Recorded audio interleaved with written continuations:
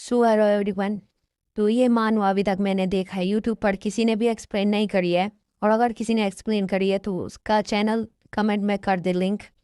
और मैं ये वीडियो पहली बार एक्सप्लेन कर रहा हूँ तो मैं चाहता हूँ कि आप फुल सपोर्ट करें, सब्सक्राइब कर दे चैनल को, जिससे मुझे लगे कि हाँ आप देखना पसंद कर रहे हैं वीडियो, और मैं आगे इसका पार्ट 2 भी ला सकता हूँ। अगर वॉइस ओवर अच्छा लगे तो बताना, है पहली बार है तो थोड़ा इग्नोर कर सकते हैं अगर कोई भी गलती होती है तो। So let's start. तो ये हर दिन की तरह आज भी एक नॉर्मल दिन था। मेरे घर वाले घर पर नहीं रहते और यहाँ पर एक पर्ची पर रखी हुई रहती है जिसमें लिखा रहता है कि अपने विटामिन पूरी तरीके से ले लेना, और जो जूस एक्सपायर होने वाला है उससे पहले तुम उसको पी लेना। तो क्या मैं कोई एक वैक्यूम क्लीनर हूँ जो कि जो बचा हुआ खाना है उसको मैं साफ करूँ? पर ये मेरे साथ पहली बार नहीं हो रहा है, ये हमेशा मेरे साथ ऐसा होता है। मुझे पक्का विश्वास है कि अगर मैं इसको पीऊँगी तो कुछ होगा तो नहीं। तो मैं अपनी विटामिन और जूस की बोतल पी के डस्टबिन में फेंक देती हूँ, और मुझे पता है कि घर वाले जो कि रात तक नहीं आने वाले हैं, तो मैं जल्दी सोने चले जाती हूँ। तभी मेरे पेट में हमेशा जो नहीं होता था पहली बार, बहुत खतरनाक दर्द होता है, जो दर्द मैं सह नहीं पाती हूँ। अब जैसे ही मैं अपनी आंखें खोलती हूँ उसके बाद कोई मेरा नाम ले रहा होता है, लाइला, तुमने ये क्यों किया, तुमने ये कैसे किया? तो ये कोई लड़की होती है जो कि मेरा गला दबा रही होती है, और मैं समझ नहीं पाती हूँ कि ये है कौन। तो मैं एक फेरी टेल में आ गई हूँ जो कि मेरी नॉर्मल लाइफ से कुछ डिफरेंट है। तो यहाँ पर हमें दिखाया जाता है तो फर्स्ट एम्परर जो थे ऑफ बेलिना, जो कि फ्रियाटा डी बेलिना, एक एल्फ था जो कि गिफ्टेड था चमत्कारी शक्तियों से, जो कि power of creation and healing थी। और खासकर जब उसे एक ह्यूमन लड़की से प्यार हो गया और उसके साथ एक चिल्ड्रन हुआ उनका, बट वो बॉर्न तो हुआ बट ब्लड लाइन पजेस्ट हो गई उसकी, बिकॉज क्योंकि जो एल्फ और ह्यूमन का मिक्स ब्लड था उससे उसको पावर तो मिली, बट ऐसी पावर जो कभी यूज नहीं हो सकी। और इसी टाइम पर जो ड्रैगन की डिसेंडेंट थे द काइलोन एम्पायर, वो लगातार बेलिना पर हमला कर रहे थे।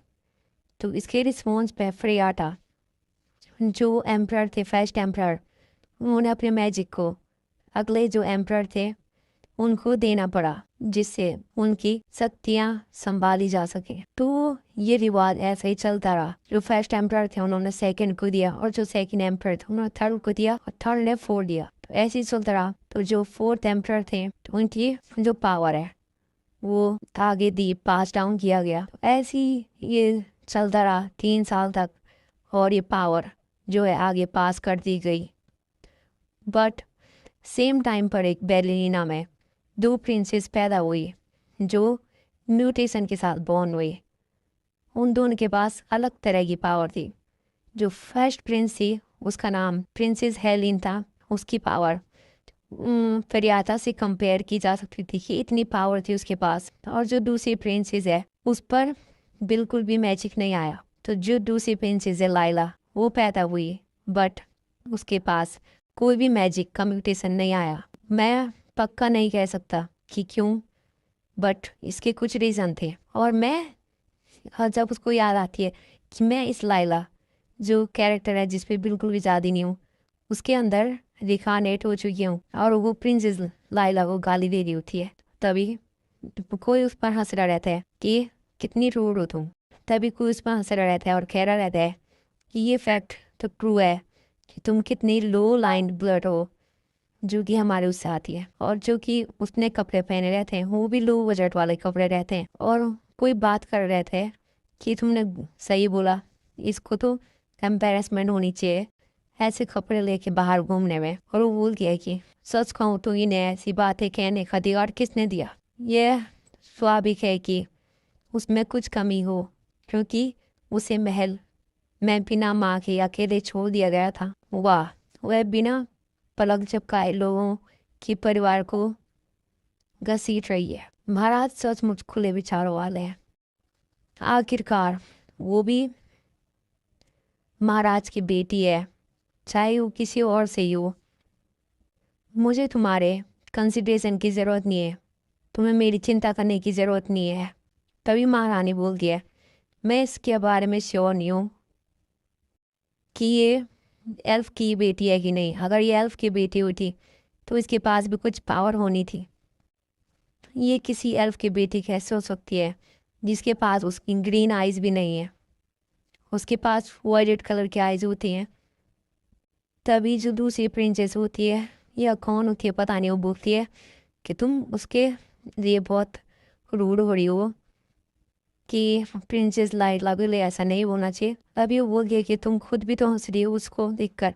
तो अब ये फोर्थ प्रिंसेस पे वो बात आती है कि वो फोर्थ प्रिंसेस कह रही होती है कि ये मेरे लिए नॉर्मल है, मैं एक स्कॉलर की बेटी हूँ, स्कॉलर फैमिली से आती हूँ, तो मेरे पास हक है, मैं किसी को भी क्वेश्चन पूछ सकती हूँ इस दुनिया में। जिस हिसाब से मेरी जो बेटी है उसकी लर्निंग को देख के मैं बोल सकती हूँ कि वो कभी ना कभी लकी स्टार बनेगी एम्प्रर की।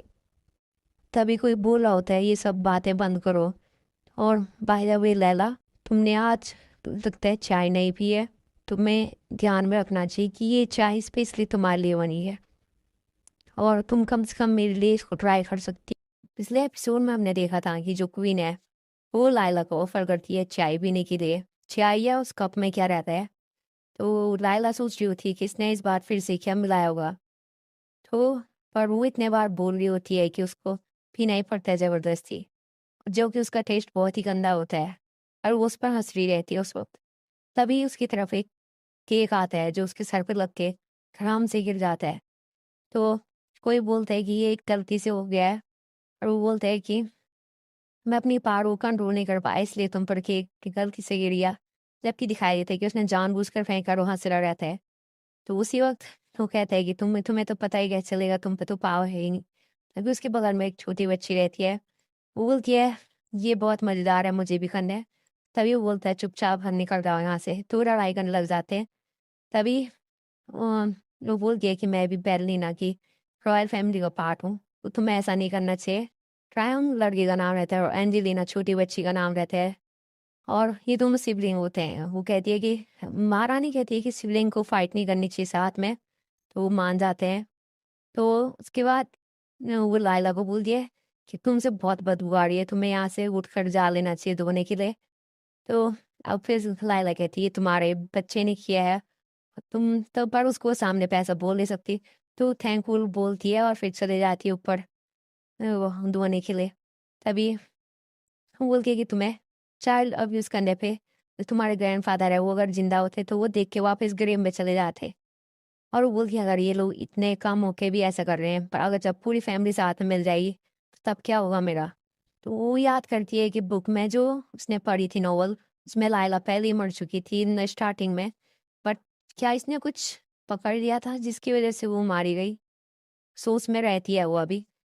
उससे तब याद आता है कि जब मैं यहाँ पर रिखानेट हुई थी तो किसी ने मुझे पकड़ा हुआ था, जो मुझे असैसिनेट करना चाह रहा था, जो मेरा गला दबा रहा था उस टाइम पर। और वो उस वक्त ढंग से याद कर नहीं पा रही होती है क्योंकि उसकी याददाश्त कमजोर हो गई होती है। और एक और चीज़ को याद आती है, वो नीचे पार्टी को देख रही रहती है और फिर वो अपना हाथ ऊपर करती है। हम देखते हैं उसके पास से मैजिक, ग्रीन कलर का मैजिक आने लग जाता है जो कि विंड मैजिक होता है। जो वहाँ पे लोग खाना खा रहे थे सब उनका खाना उड़ा देती है। और वो बस ये कहते रह जाते हैं कि आजकल विंड बहुत तेज चल रही है। और जो बड़ा सा केक है वो उस लड़की के मुंह पे गिर जाता है और सब लोग उसको बचाने के लिए आ रहे रहते हैं। तो सभी जो सर्वेंट होते हैं वो प्रिंस टायरॉन की तरह आते हैं। तो वो बोलते हैं क्या हो रहा है इस दुनिया में, इन प्रिंस को हमें सेफली ले जाना पड़ेगा। तभी प्रिंस कहता है कि ये विंड इतनी तेज कैसे ब्लो कर सकती है, जरूर कोई मैजिक यूज कर रहा होगा। तभी वहां पर वो छोटी बच्ची होती है। तभी वहां पर जो जिस लड़की ने किताब पकड़ी रहती है वो बोलती है कि तुम्हें अभी भी बहुत सारी चीजें सीखने की जरूरत है, क्योंकि पूरे एम्पायर में दो ही लोग विंड को कंट्रोल कर सकते हैं, एक तो हमारे एम्प्रर है और एक उनकी बेटी हेलिना, जो कि लाइला की बहन है। तो तभी लाइला वहां से हंस रही होती है और कह रही होती है कि अब इसको एक्सप्लेन कैसे करेंगे, तुम्हारी सिस्टर ने तुम पर थोड़ा काइंडनेस दिखाई है वो थोड़ा।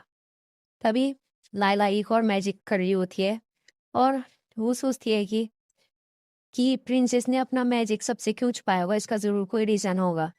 तो मुझे अभी के लिए ये किसी को नहीं बताना चाहिए। अब मुझे फैंग से मिलना चाहिए। अब फैंग तो कौन है अभी बताएंगे कि तभी वो जेल दिखाया जाता है, जो कि वीडियो की शुरुआत में भी था, बट वो मैंने सुनाया नहीं तुमको कि ये अभी जेल में जाती है और वो जेल में वो जाते हुए देखती है यहाँ अलग अलग मैजिक यूज़ हो रहे हैं। वो बोलती है जितने बार मैं आती हुई ये जगह मुझे हमेशा क्रीपी लगती है और यहाँ पर ये इतनी लालटेन क्या कर रही है, तो ये कोई फैंसी जेल है क्या? तो तभी वो लड़के से मिल जाती है उसकी, तभी वो लड़का उठ जाता है, वो बोलते हैं कि तुमने मुझे डरा दिया था। तो वो बोलती है यहाँ इतना अंधेरा था मुझे दिखे ही नहीं। वो बोलता है ये स्मेल बहुत स्ट्रांग है। तो पर लैला को याद आता है कि वो तो अभी ना कर आई है। तो वो बोलता है कि मैं उसकी बात नहीं कर रहा हूँ, जो तुमसे स्मेल आ रही है वो पॉइजन की स्मेल आ रही है। हमें बताया जाता है कि जो ड्रैगन, जो पैरी नोवेल इसने पढ़ी थी, तो उसमें जो ड्रैगन एंड द एम्परर मतलब जो हीरोइन हैरीना है और जो फैन है, तो वो साथ में मिले थे। और जब हैरीना किसी रूइन में गई थी जहाँ पर हिल्ले फैमिली स्टेट है, वहाँ पर सब कुछ बिखरा हुआ था, सब डिस्ट्रक्शन हो रखी थी। तो तभी हैरीना को किसी की आवाज़ आती है, वो देखती है कि पत्थर के नीचे कोई एक लड़का था, वो है विंड पावर की मदद से हटाती है पत्थरों को और उसे वहाँ पर फैन मिलता है। तो जब फैन मिलता है तो वो उसको बचाती है और उसकी नज़र में वो उसकी हीरोइन बन जाती है। तो उसके बाद वो फैन को उसके बाद वो फैन को 6 साल तक जेल में रखती है, क्योंकि उसकी इनएबिलिटी थी कि जो ड्रैगन है वो, क्योंकि जो फैन है उसके पास ड्रैगन पावर है उसके अंदर, तो वो उसको कंट्रोल नहीं कर पा रहा था। बट वो अकेला नहीं था जो कि हेरिना के पीछे पड़ा था। हेरिना के पीछे बहुत सारे लड़के लट्टू हो रखे थे, खासकर ड्रैगन उसके। सबसे पहले ब्लैक ड्रैगन जिसका नाम पेरिस है, वो भी उसी के पीछे था। और फिर ब्लू ड्रैगन डैनियल नाम है जिसका। और फिर इतना ही नहीं, बट इसकी वजह से एक जंग छिड़ गई थी काइलोन और बेलिना के बीच में। काइलोन जो ड्रैगन रहते हैं जहाँ पर, एट द एंड जो फियान है वो एरिना की साइड रहता है, सबसे स्ट्रांग होता है वो, तो वो सबको हरा के रहता है और एरिना की साइड रहता है। बट लास्ट में सारे मिलकर सारे ड्रैगन एक साथ मिल जाते हैं और फैन को मार देते हैं। तो यहाँ पर जब मैं वो लाइन पढ़ रही थी कि जो ड्रैगन और एम्परर एक साथ होंगे, तो मुझे बहुत ही बुरा लगा। मैं अपना फ़ोन पटकती थी और बोलती थी मेरा जो ड्रैगन है उसको वापस लाओ, लगता है इसको से बहुत ही ज़्यादा प्यार हो गया था। तो उसकी जो ब्लू आइज़ है और सिल्वर एयर है, उसे मेन कैरेक्टर होना चाहिए था, बट ऐसा नहीं हुआ। मैं तो चाहती हूँ उन सब विलन को मार दूँ मैं, बट जो मेरी फेवरेट कैरेक्टर था, अब मैं उसके साथ चिकानेट हो गई हूँ उसमें। और जबकि वो मुझसे 6 साल बड़ा है, और जब तक वो ये सब सोच रही होती है कि, तब तक वो बोलता है कि तुम मुझे सुन भी रहे हो, तुम पॉइजन जैसी स्मेल कर रही हो। तो तभी उसे याद आता है कि जो मैंने चाय पी थी, जो मैजिस्ट्री ने दी थी, तो उसमें शायद सिर्फ पॉइजन मिला था। बट मैं फिर भी बोलती हूँ कि ये पॉइजन इनफ नहीं है मुझे मारने के लिए, यानी मैं, पर फिर भी तुम्हें आज कैसा फील हो रहा है? तो तभी वो लड़का शर्माने लग जाता है। तो उसे याद आता है कि मैंने इसको हील किया था लास्ट टाइम, बट ये फिर से वैसा दिखने लग गया है। पता नहीं इसके साथ ऐसा अब्यूज क्यों करते हैं। और ये इसके साथ 6 साल तक होने वाला था। बट फिर भी ये फिक्शनल स्टोरी है, बट फिर भी ये बहुत बेकार है। तो तुम मुझे बताओ और इंजरी है तो मैं पूछती हूँ तुम्हारी और इंजरी है क्या जो मैं इसको हील कर सकती हूँ? बट वो बोलते हैं कि तुम्हें पहले अपना इंजरी हील करनी चाहिए। वो कहती है कि मुझे अभी भी पॉइजन के साथ रहना पड़ेगा, नहीं तो उन लोगों को शक हो जाएगा। तुम्हें अभी बहुत कुछ सीखने की जरूरत है। कोई मुझे हर्ट नहीं कर सकता इतना, क्योंकि मैं एक फेरी हूँ। तभी वो ऐसे देखने लग जाता है जैसे कि कोई फेक सेंटा होगा। एक 14 साल के बच्चे से झूठ बोल रही हूँ कि मैं एक फेरी हूँ, बट फिर भी मैं उसे बता नहीं सकती कि मैं कौन हूँ। तो तुम मेरे बारे में बहुत वरीड हो। तो वो शरमाने लग जाता है वो लड़का, और फिर वो सोने लग जाता है सब छोड़ के। वो तो अपसेट हो गया है वो। अब मुझे चले जाना चाहिए, क्योंकि अभी भी वो बच्चा है। तो वो लड़का सोच रहा होता है, क्या वो सोचती है मैं अभी भी चाइल्ड हूँ? तो मैं अप्रिशिएट करता हूँ जो मेरे बारे में सोचती है। और वो लड़की बोलती है अगर मेरे पास पावर भी होती अपने आप को ठीक करने की, मैं नहीं कर सकती थी क्योंकि मुझे देखने वो आने वाले हैं। तो उसको भी बहुत दर्द हो रहा होता है कि उस चाय में क्या मिला था ऐसा। तो तभी तो वहाँ पर कोई आता है जो कि मैजेस्टी होती है, वो क्वीन होती है जिसने उसको चाय पिलाई थी। तो वो कहती है कि मुझे लग रहा है तुम बहुत दर्द में हो। तो बोलती है योर मैजेस्टी, बट वो बोलती है मुझे उतना सही नहीं लगेगा अगर तुम जल्दी मर गई तो, कि मैं चाहती हूँ कि तुम सफ़र करो जिंदा रहते हुए। और ये बोलती है कि इसको कोई मैजिस्ट इसके लिए दवाई लाया जाए, प्रिंसेस लाइला के लिए। बट वो दवाई और भी बेकार होती है, उसे खुद ही अपना मैजिक यूज़ करना पड़ता है।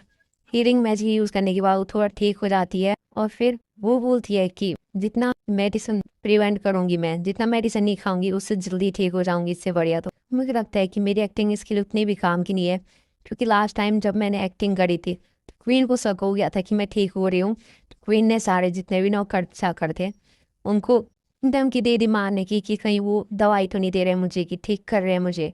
तो उसके बाद सारे जो नौकर है वो मुझसे दूर रहने लग गए, मेरे से बात भी नहीं कर रहे हैं। और फिर भी चलो मुझे एक बात ले लेना चाहिए आज। अब मुझे अच्छा लग रहा है बात लेने के बाद। तो मैं अपना मैजिक ट्राई करती हूँ और कुछ फ्लावर मंगा देती हूँ, बट हमेशा की तरह मैं अपने पावर को कंट्रोल नहीं कर पाती हूँ और कुछ ज़्यादा ही कर देती हूँ। Welcome back to my channel. तो हमने पीछे एपिसोड में देखा था कि लाइला जो है नारी रहती है और वो अपनी पावर को कंट्रोल नहीं कर पाती है और बहुत सारे फ्लावर कहाँ मंगा देती है जो कि उसी पे गिर जाते हैं। बट वो उसी टाइम पर बाहर देखती है तो स्काई देखती है और वो अपना टंग भी महसूस कर पा रही रहती है। और इसके अलावा वो पेन भी महसूस कर पाती है जो पॉइजन का पेन होता है। तो सेम टाइम पे उसको लगता है कि ये सब असली है, बट सेम टाइम पे उसको ऐसा भी लगता है कि ये सब रियल नहीं है। पर उससे ज़्यादा जो उसको रियल नहीं लगता है कि किसी की बॉडी के अंदर समन हो जाना, खासकर इस लाइला की बॉडी पे। बट वो सोचती है कि जब इस लड़की के पास टेलीपोर्टेशन की पावर है और विंड की पावर भी है, साथ ही साथ क्रिएशन एंड हीलिंग की पावर भी है, तो इसने ऐसा ऐसा इनका अत्याचार सहना क्यों सहा। तो मतलब इसके पास चॉइस थी तो ये फिर भी ऐसा क्यों सहा। क्या वो इन सब परिवार वालों को प्यार करती थी? क्या कोई इन सब से प्यार भी कर सकता है जिन्होंने, जो इसकी मदर थी, सेवंथ क्वीन थी। यहाँ पर कॉन्सोर्ट बोला गया है, कॉन्सोर्ट मतलब क्वीन ही होता है, मतलब किंग की जो सातवीं बीवी होती है। तो उसको फांसी पर चढ़ा दिया था। तो कोई कैसे इनसे प्यार कर सकता है जिसको, मतलब जिसकी माँ को फांसी पर चढ़ा दिया हो। तो क्या पता इसका कोई और रीज़न भी हो सकता है। तो मुझे अभी उसके मेमोरी याद नहीं है। जब मैं यहाँ पर अराइव हुई थी, जब मैं यहाँ पर इकानेट हुई थी तो कोई मेरा गला दबा रहा था। तो वो कौन हो सकता है? तो छोड़ो। बट मुझे इतना गिल्टी फील करने की ज़रूरत नहीं है क्योंकि ये मेरी मेमोरीज नहीं है। तो क्या मैं सोच रही हूँ कि मुझे भाग जाना चाहिए। तो मुझे पैसे और ट्रांसपोर्टेशन की ज़रूरत तो नहीं होगी और प्रोटेक्शन की तो होगी नहीं क्योंकि मैं मैजिक जानती हूँ। बट फिर भी मुझे यहाँ पर एक चीज़ रोक रही है और वो चीज़ फियान है जो कि अभी जेल में है। तभी हमको रात में दिखाया जाता है कि जो लाइला है वो दीवार कूद कर कहीं जा रही होती है और उसके हाथ में एक इस नेकलेस का वो रहता है। तो वो शायद किसी ने उसने चुराया रहता है, इम्पीरियल ट्रेजर है वो। तो वो बोल दिया कि या तो ये गाड़ी बहुत कमज़ोर थी या तो मैं बहुत तेज़ हो चुकी हूँ जो कि मुझे पकड़ नहीं पाए। तो ये कितना प्रीटी जेम है। तो मुझे लेट नहीं करनी चाहिए थी, मुझे फ़ैन के पास जल्दी जाना पड़ेगा। जैसे ही फ़ैन के पास जाती है तभी उसको दिखता है कि जो क्वीन है ये क्वीन है। तो वो वहाँ पर बोलती है कि इसको एक पानी की बूंद भी नहीं देना है। तो फिर वो बोलती है कि ये कैंडल स्टिक किसने रखी है, वो उसको फेंक देती है ड्राम करके। तो उसको याद आता है कि ये मैंने ही रखा था। वो बोलती है इसकी हेल्थ बिगड़ने की जगह है सही कैसे हुई है। फ्यान को बोलती है कौन इसकी मदद कर रहा है। तो वो पीछे से हाथ खड़ा करती है कि मैं कर रही हूँ। और वो कार बोलते किसकी इतनी हिम्मत है जो कर सकता है, पर उनको नहीं पता है वो पीछे वाली खड़ी रह रही है। तो वो इसको तो वहीं पर एक बात कह रही होती है कि जब मेरा बेटा हो जाएगा तो तब मुझे इस लड़की की ज़रूरत नहीं होगी। पता नहीं ये क्यों कह रही होती है। तो सोचती है क्या मुझे इसको इसके साथ एक मरे हुए इंसान को रख देना चाहिए, डिजीज़ हो रहा है जिससे इसको और ये भी मर जाए। बट वो इतना घटिया बात कैसे कर सकती है, लायला सोचती है। तो उसके सर्वेंट भी बोलते हैं मैडम ये बहुत डेंजरस हो सकता है। वो बोलती है मैं बस सोच रही थी, मैं कर नहीं रही थी। तो वो बोलते हैं ठीक है। वो बोल दी थी कि अगर इसी किसी ने मदद करी तो अगली बार से वो मर जाएगा। फिर लैला जैसे ही उनके जाने के बाद लैला जेल में आ जाती है और उसकी हालत देख के उसकी आँख पे खून आ रहा रहता है। तो फ़ियान को बोलती है क्या तुम ठीक हो? बट फ़ियान की हालत बहुत ख़राब हो जाती है, वो सॉरी बोल के, क्योंकि उसी की वजह से हुआ था। अगर वो कैंडल स्टिक वहाँ पर नहीं रखती तो उसको शक भी नहीं होता कि किसने रखा है। तो वो कहती है कि मैं तुम्हें जल्दी से हील कर देती हूँ। बट उसको याद आता है कि पिछली बार इसने बहुत सारा हील किया था उसको, उसकी वजह से इसकी हालत दोबारा ऐसी हुई है क्योंकि उनको शक हो गया है कि इसकी हेल्प कोई कर रहा है, तो इसलिए वो उसको दोबारा मार दिए। तो इस बार वो हील करना नहीं चाहती थी। बट तभी वो फ़ियान है, वो उसको स्मेल करता है, वो बोलता है अब तुमसे वो पॉइजन की स्मेल नहीं आ रही है, लगता है तुमने अपने आप को हील कर लिया है। वो बोलती है हाँ मैं जानती हूँ, बट मैं तुम्हें छोड़कर नहीं जाना चाहती। तब तक वो दोनों गले मिल जाते हैं। लायला बोलती है कि चाहे ये असली हो या ना हो, बट इसने जो सफरिंग 6 साल तक झेली है मैं उसको झेलने नहीं दूंगी और इसको बचाऊंगी। और वो बोलती है हमें यहाँ से भाग कर चले जाना चाहिए था, पर वो बोलता है कैसे भागेंगे। तो उसको एक लॉकेट दिखाती है, वो बोलता है ये है क्या चीज़। तो वो बोलती है कि तुम्हें कुछ फील नहीं हुआ इसको पकड़ते हुए।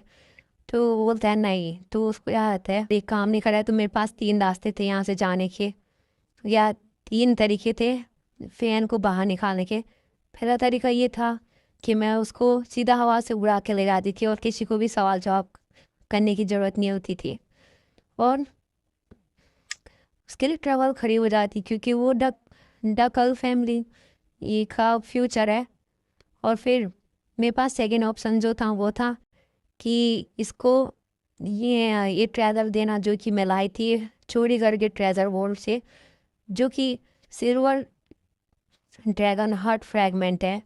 अगर कोई ड्रैगन इसको ले लेता है तो उसकी पावर बहुत ज़्यादा बढ़ जाती है। बट मुझे याद है कि अभी तो इसको अपनी ड्रैगन पावर मिली ही नहीं है।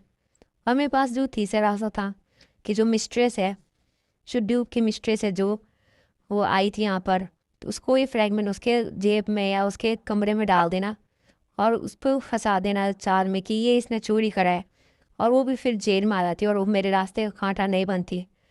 बट अब मुझे शायद वही करना पड़ेगा। तो क्या होगा अगर फ़ियान वर्ल्ड में बाहर आ जाएगा, तो क्या वो हेलिना की सारी रिलेशनशिप में दोबारा चला जाएगा?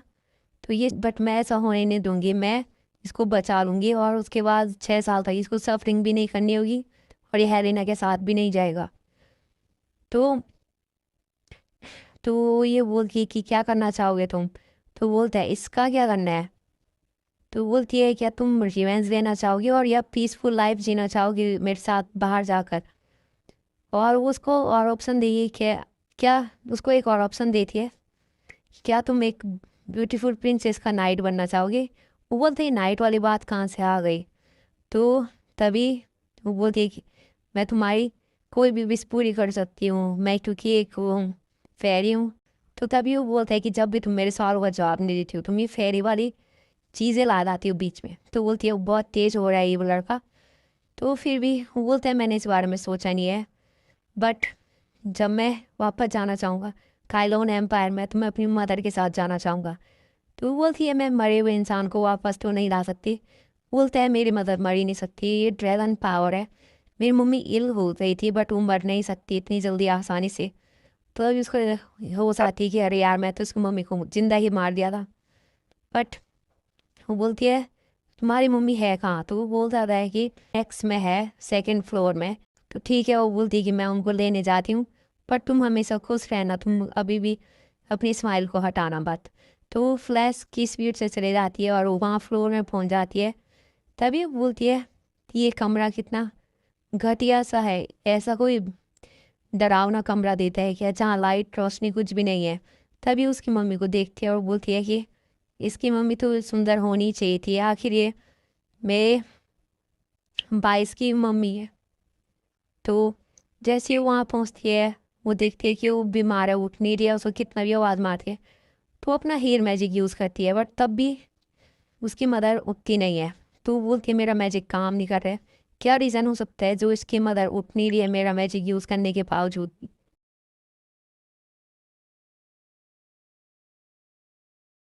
पिछले एपिसोड में देखा था कि जो फियान की मदर है वो उठ नहीं पा रही होती है, और अब अगला दिन आता है जहाँ पर हम देखते हैं कि लाइला उठ रही रहती है और वो सोचती है कि कल क्या हुआ था, मैडम हिल्डे क्यों नहीं उठ पाई थी, क्या मेरी मैजिक पावर काम नहीं कर रही है, या मेरी मैजिक पावर इतनी अभी ताकतवर नहीं है कि उन्हें उठा सके। बट मुझे ये याद आता है कि क्या हुआ अगर लिया फियान को आज दोबारा मारा होगा, क्योंकि मैंने कल उसको हील कर दिया था, मुझे वापस उसको मारना चाहिए था ताकि वो उसको दोबारा मार ना पाए कि कहीं उसको हील कर दिया है किसी ने। तो यार मैं कितनी मूर्ख हूँ। बट तब तक कोई दरवाजे पे आता है, प्रिंसेस लाइला, प्रिंसेस लाइला। तो वो होती है प्रिंसेस हेलिना जो कि मुझे देखने आई थी। वो कहती है, जैसी हेलिना सामने पर आती है बहुत ही सुंदर दिख रही होती है, बट तभी मेरे दिमाग में एक पुराना ख्याल याद आता है कि क्या वो ये हो सकती है जो मेरा गला दबा रही थी उस टाइम पर।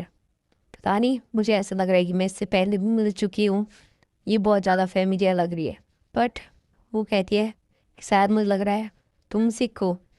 वो कह नहीं, पर लाइला कहती है नहीं, मैं ठीक हूँ। कि अच्छा है कि एम्प्रेस ने मुझे दवाई दी थी, वैसे तो वो सोच रही थी कि वो दवाई और भी बेकार थी, बट वो फिर भी बोलती है कि थैंक यू सिस्टर देखने के लिए। तभी वो थोड़ा सा अपने दांत पीस दिया। वो देख कितनी सेमलेस हो तुम, डेथ को नहीं देखना चाहती हो तो मेरे सामने कभी दिखाई मत देना। तो तब तक लाइला हैरान हो जाती कि ये क्या हो गया, ऐसा क्यों उड़ रही है ये। तो वो अब चली जाती है। वो कहती है कि मुझे तुम्हें देखने से भी घिन आती है। तो क्या इसका कैरेक्टर असली में ये वाला कैरेक्टर है? बट मे भी ये वो हो सकता है कि मेरी वजह से हुआ, क्योंकि जो पुरानी नोवेल थी उसमें लायला के मरने के बाद इसकी इमोशन बहुत डेवलप हो गए थे, बट जबकि इस लाइफ में मैं मरी नहीं हूँ, तो क्या पता इसका जो बिहेवियर है वो ऐसे का वैसे ही रह गया है और ये इरिटेट हुई है क्योंकि शायद मैं मरी नहीं हूँ। तो क्या फियान एक्टिंग करने वाला था, क्या वो इस बार फिर से एक्टिंग करने लग जाएगा? ये सोच कर इसके भी अपने ही फ़ायदे हैं, पर मैं ये सब क्या सोचूँ, ये सारे सपने देखना छोड़ना चाहिए। अब मुझे मैडम हिल्डे के पास जाना चाहिए उन्हें जगाने के लिए। तो वो मैडम हिल्डे के पास चले जाती है। अब से मैं हिल्डे ही बोलूँगा, फियान की मदर है जो। तो मुझे समझ नहीं आ रहा है कि मैजिक तो सब परफेक्ट हो रहा है, मुझे लग रहा है कि हीलिंग ने काम किया था थोड़ा बहुत, कि मेरा मैजिक परफेक्ट काम कर रहा है। तो थोड़ा बहुत मैजिक काम किया था, मैं उनकी कॉम्प्लेक्स उनकी वो हेल्थ देख सकती हूँ मैजिक से, क्या वो पहले से बेहतर ब्रीथ कर रही है। तो वो उठी क्यों नहीं मुझे समझ नहीं आ रहा है। तो मेरी मैजिक में प्रॉब्लम नहीं है, बट क्या वो हो सकता है? अब वो क्या, वो अगले दिन रात को फिर से हिल्डे के पास जाती है और फिर से मैजिक यूज़ करती है, बट वो उठती नहीं है। फिर भी वो ट्राई करती है उससे बात करने की। तो वो बोलती है कि मैडम हिल्डे आपको उठना पड़ेगा, क्योंकि मैं सो सकती हूँ आपके साथ जो धोखा हुआ है मैं फील कर सकती हूँ जो, बट आप ऐसे नहीं बैठ सकती हैं क्योंकि आपका एक बेटा भी है जो आपको याद कर रहा है, और जिस बेटे को वो वूमेन परेशान कर रही है उसको जेल में बंद कर दिया है और उसको खाना भी नहीं दिया जा रहा, उसको मार और पीटा जा रहा है, और उसको किसी डिजीज़ के साथ रख कर मार देना चाहते हो। आपको अपने बेटे के लिए उठना पड़ेगा। और तो इसकी जो ये सारी जो इसने इमोशनल ड्रामा किया होता है उससे उसकी मदर उठी जाती है, आंसू आ जाते हैं उसकी माँ के और हाथ हिलने लग जाते हैं। तो उठ जाती है, वो पूछती है क्या वो सेफ़ है। तो मैडम ले उठ जाती है। तो वो कि हाँ आप कैसा फील कर रहे हो? तो बोलती है पहले से बेहतर है, कल अच्छा लगा था मुझे, ये कल से ज़्यादा अच्छा लग रहा है। बट जैसे वो अपनी आंखें खोलती है वो बोलती है कि मैं बहुत डर रही हूँ जो रियलिटी है उसको फेस करने से। अब मैं बताऊँगा ये रियलिटी क्या बोलना चाह रही है। कि अब ये लाइला बोल के मुझे पता था मेरा मैजिक काम कर रहा था, बस वो इनकी विल पावर कमज़ोर थी कि ये नहीं चाहती थी रियलिटी को फेस करना और उठना। क्योंकि सीन ये है कि तुम ड्रैगन इम्प्रिंट के बारे में जानती हो? वो बोलती हाँ मैंने थोड़ा बहुत सुना है। उसको याद आता है कि मैंने जो ऑथर की बुक है उसमें पढ़ा था कि ड्रैगन में एक ऐसी पावर होती है या ऐसा इम्प्रीमेंट छपा होता है कि अगर वो ज़िंदगी में एक ही इंसान से प्यार कर सकता है उसके बाद किसी और से नहीं कर पाता है। तो यही रीज़न है उनके ना उठने का, क्योंकि पिछले जन्म में फ़ियान भी हेलिना के ऊपर लव हो गया था उसको, तो वो किसी और से नहीं किया था उसने। और यही सीन इन सारे ड्रैगन्स के साथ है, जो कि हेलिना को ऑब्सेस्ड है हेलिना से और किसी और के साथ नहीं कर सकते हैं लव। तो यही मैडम हिल्डे के साथ हुआ था, जो मतलब ड्रैगन की थोड़ी बहुत पावर इनके अंदर है, और जिनसे इन्होंने मैरिड किया था ये वही किंग है जिसके जिसके अभी ये 7-8 क्वीन है, जो अभी इन सबसे बात हुई शुरुआत में हमारी। तो उसने इसको, क्योंकि ह्यूमन धोखा दे सकता है, ह्यूमन एक से ज़्यादा लोगों से प्यार कर सकता है, तो वही सीन हो गया यहाँ पर। जो इनका पति था वो किसी और उससे प्यार करने लग गया, जो कि हमने देखा भी है, शायद उसी के बारे में बात करी जा रही है। जो वो लड़की आई थी जेल में उसको मारने के लिए, तो मैंने फिर इलनेस का भी बहाना मार के मैं ले रही, मैं रियलिटी को फेस नहीं कर पा रही थी। तो अब मैं जान गई हूँ कि अब मुझे बेटे की ज़रूरत है मेरे, तो मुझे अब उठना ही पड़ेगा। तो लाइला सोचती है कि ये इम्प्रूवमेंट वाली चीज़ बुक में कितनी अच्छी लग रही थी, और यहाँ पर मुझे उसका सारा बर्डन समझ में आ रहा है। तो यहाँ पर होता क्या है, फिर उसके बाद उसको सहारा देती है और थोड़ा चाय पिलाती है। वो बोलती है मुझे माफ़ करना, तुम्हें मेरी ऐसी एम्बेरसमेंट शक्ल देखनी पड़ी, बट फिर भी थैंक यू। तो तुम मुझे अपने बारे में बता सकती हो कि तुम्हारा नाम क्या है और तुम कहाँ से हो, तुम हम दोनों की मदद क्यों कर रही हो। बट वो बोलती है, फिर से वही बकवास करती है कि मैं एक फेरी हूँ और मैं फ़ियान की विशेष पूरी करने आई हूँ। फिर उसकी मदद भी उसी की तरह उसको शक करने लग जाती है, देखने लग जाती है, उसको विश्वास नहीं होता है। तो वो जहाँ वो बोलती है कि ठीक है, अगर तुम्हें नहीं बताना है तो मत बताओ, बट मैं तुम्हें फोर्स नहीं करूँगी, बट तुम अपना नाम बता सकती हो। वो बोल के मैं अपना नाम, मेरा नाम क्या था, मैं तो भूल गई मेरा नाम। वो तब तक भाग जाती है, वो कि मुझे कुछ काम है, मैं चलती हूँ अभी फ़िलहाल के लिए। तो वो वापस जाती है जहाँ से उसने वो लॉकेट लिया था, उस लॉकेट को वापस रखती है और कहती है ये मदद तो नहीं करने वाला फ़ियान की जेल को तोड़ने के लिए, तो इसको वापस रख देती है। हाँ, तो वो उसका नाम भी भूलती है, उसका नाम पूरा मैडलिन। मैडलिन बहुत बड़ा नाम था उसका, तो वो उसकी मदर ही है। हाँ, तो जो भी सो रखी थी फ़ियान की मदर का नाम मैडलिन है। तो वो बोलती है कि मैडलिन उस टाइम पर एक्शन तो नहीं ले पाई थी, बट अब मुझे लगता है वो कुछ कर सकती हैं, अब एक्शन ले सकती हैं, क्योंकि वो इतनी भी कमज़ोर नहीं है। उससे पहले वो बहुत ही मतलब बहुत ही ख़तरनाक पर्सन थी, और अब जो फ़ियान है वो भी हायर बनने वाला है, वो पावर लेने वाला है। बट उससे मुझे पता है फ़ियान भी आने वाला आर्टिस्ट है ड्रैगन उसका, बट उससे ज़्यादा ये मैटर करता है कि वो सेफ रहे और हैप्पी रहे। तो मुझे यहाँ से लीव करना चाहिए, बट मुझे कहाँ जाना चाहिए, क्या कोई जगह है जहाँ मैं जा सकती हूँ। तो मुझे शायद से ट्रैवल करना चाहिए बॉर्क्यू में जाना चाहिए, और या तो सुबह देखते हैं तो वो लाइब्रेरी में जा रही रहती है सुबह, और वहाँ से देखती है डिलीशियस खाने वगैरह दिखती है। तो ऊपर दिए कि मुझे ये नोवेल लेना पड़ेगा, नोवेल मतलब एक खाने की चीज़ है शायद से। तो तब तक वो सोचती है कि इतनी बुक को कैसे याद करे, वो अपना मैजिक करती है और बुक का एक क्लोन बना देती है, जिससे अलग अलग उसमें वो वाले पेज याद आते जो उसमें नहीं थे। तो बोलती है तो बहुत ईजी है। तब तक कोई बोलता है ये नॉइस कौन कर रहा है यहाँ पर, तब तक हम वो एक लड़की वही रहती है। वो दोनों दिखाई देते हैं जो हम उस वक्त खाने पर देखा था, एक ने किताब पकड़ी थी, एक वो छोटी बच्ची। तब तक वो उसकी बेइज्जती करने लग जाते कि इसने तो कभी पढ़ाई करी नहीं है, गरीब कहीं की, इस पर तो मैनर्स भी नहीं है, इसको पता ही नहीं होगा कि लाइब्रेरी में कैसे रहते हैं। तो वो उसकी मदर को ही भूल रहे थे, ये सेम उसकी मदर की तरह स्टूपिड है जिसने कि, और यहाँ पर रिवील होता है कि ये बोलते हैं कि जिसकी मदर ने हेलिना को पॉइजन दिया था। तो वो बोलती है क्या ऐसा हुआ था, मेरे मदर ने हेलिना को पॉइजन देने की ट्राई करी थी, तो शायद इसी वजह से उसको फांसी पड़ी थी। अब उस आगे देखते हैं एपिसोड में क्या होता है।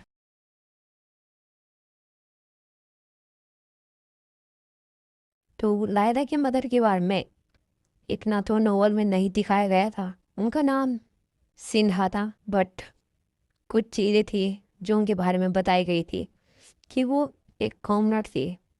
उनमें से जो 13 वाइफ थी, कौन सॉर्ट कहा गया है इसमें, जो 13 वाइफ थी एम्प्रर की, बट एम्प्रर सिर्फ जो लायला की मदर है उनसे प्यार करते थे, बट फिर भी उनको फांसी की सज़ा दी गई।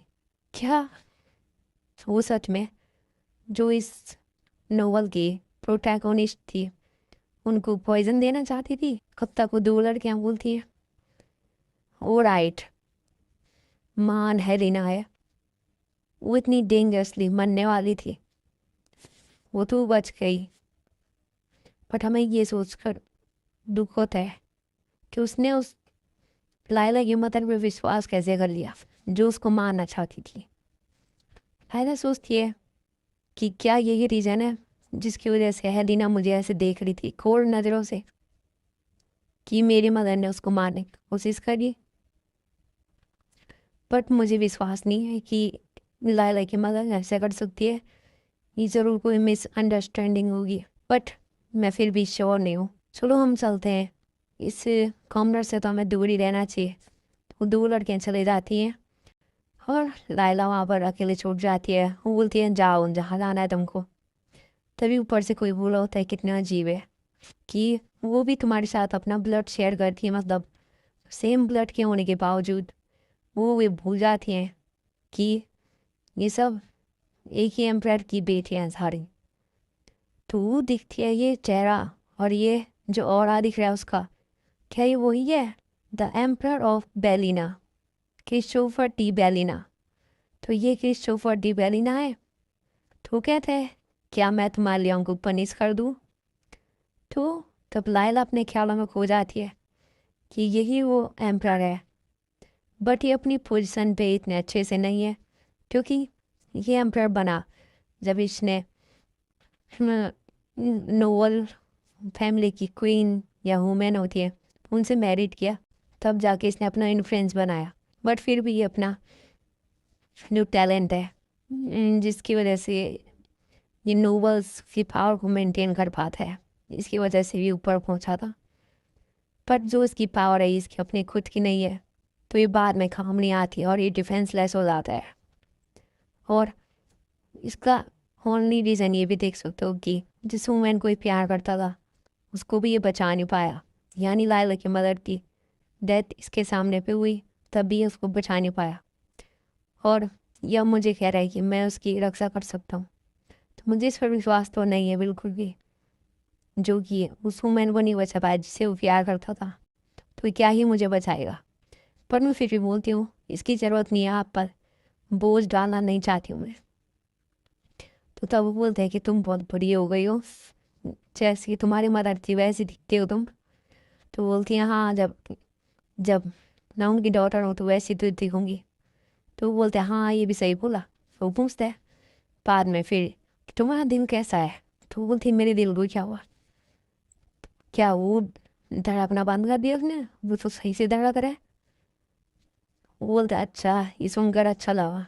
तो वो नोटिस करती है कि जो एम्प्रर है वो बहुत ही हैंडसम है। तभी एम्प्रर उसके सर में हाथ रखते हैं और बोलते हैं तुम्हें केयरफुल होना चाहिए जो फ्यूचर में आने वाला है। और तभी वो उसके पीछे से वो जो किताब उसने रखी थी वो पकड़ लेते हैं और वो बोलते हैं कि अगर क्या हो किसी और ने तुम्हारी पावर को देख लिया, ये कोई छोटी चीज़ नहीं है, तुम्हें इसको छुपा के रखना पड़ेगा, तुम्हारा टाइम जल्दी आएगा। तभी लायला नोटिस करती है, क्या उसको पहले से पता था? क्या उस वो स्टार्टिंग से उसको पता था कि मैं मैजिक कर सकती हूँ? क्या वो वहीं पे बैठ के देख रहा था?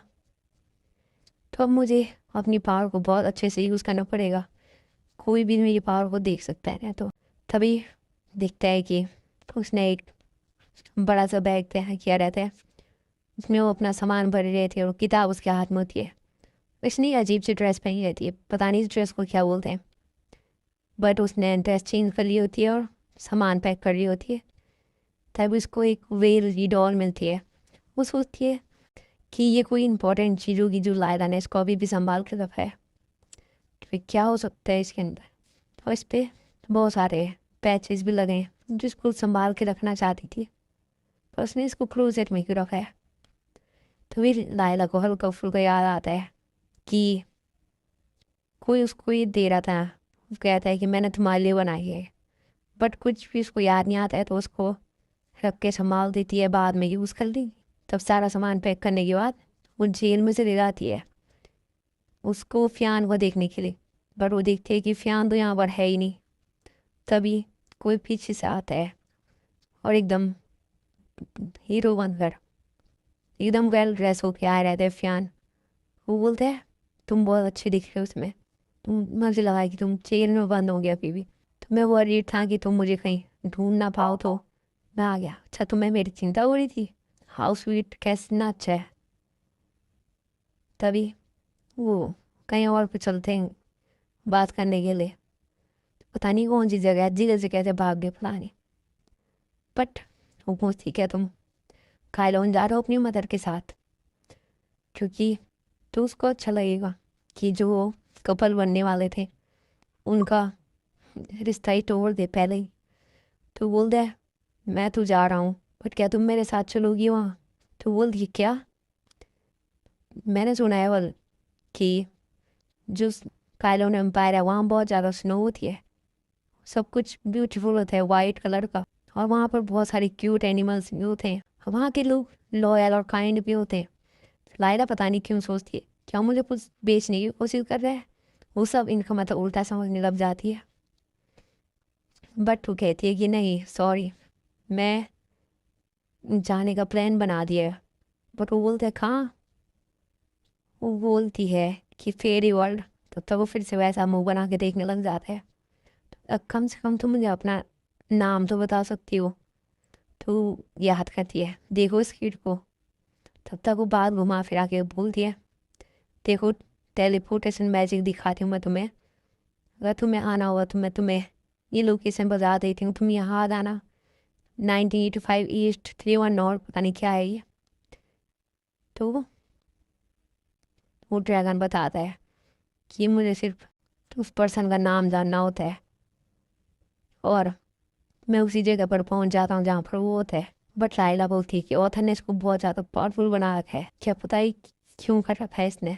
बस नाम जानने से ही वो टेलीपोर्ट हो सकता है कहीं पर भी। अगर तुमने उसको अपना नाम बता दिया तो एक तरह से तुम्हारे और उसके बीच में कॉन्टैक्ट बन जाएगा, जिससे तुम हमेशा एक दूसरे की पार्टी बन जाओगे। पर प्रॉब्लम यहाँ पर ये है कि इसके ऊपर कोई लिमिटेशन नहीं है, कभी भी किसी और भी तुम्हारे सामने आ सकता है, तो इसमें प्राइवेसी नहीं रह जाएगी। वो बोलती है तुम्हें मेरा नाम जानने की क्या ज़रूरत है, तुम मुझे मिसेस फेरी बोल सकते हो, कि ये मेरे लिए बहुत ही कंफर्टेबल है। बट वो बोलते ये तो बहुत ही एम्बेरसिंग टाइटल है, बट मुझे पसंद है, तुम मुझे बुला सकते हो। तभी वो बोलते हैं कि मैं तुम्हें लेटर्स भेजा करूँगा, पर अगर मैं तुम्हारा नाम या तुम्हारी जगह ही नहीं जान दूँगा तो मैं लेटर कैसे भेजूँगा। तो वो बोलती है अच्छा तो मुझे लेटर भेजने वाले हो, बड़ी खुश होती है, अच्छा बढ़िया है। तो बोलती है कि तब तक के लिए तुम जो लेटर है वो मैडम मैंडलिन के वहाँ भेज सकते हो, जो कि फ़ियान की मदर है, जो उनका रूम था वहाँ भेज सकते हो, मैं उनको ले लूँगी लेटर्स को। तो वो बोलते हैं ठीक है फिर तुम्हें बाद में मिलते हैं। तभी वो कुछ हरकतें करने लग जाते हैं, वो उसको एलिस नाम से बुलाते हैं। बोलती है तो ये नाम नहीं है, वो बोलते हैं तू बहुत सारे नाम लेने जाता है, पागलों की तरह नाम लेने लग जाता है। तो इससे पता चलता है कि वो बहुत ही ज़िद्दी है, मतलब वो नाम पता करके ही रहना चाहता था, पर वो नाम गैस नहीं कर पाता है सही से।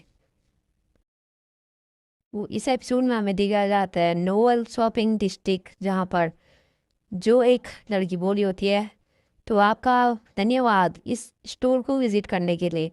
तो आज मैं आपको रिकमेंड कर रही हूँ द स्पिरिट ऑफ द सी विच। ये हमें वहाँ से मिला है, लेजेंडरी एटलांटिस से हम इसको लेकर आए।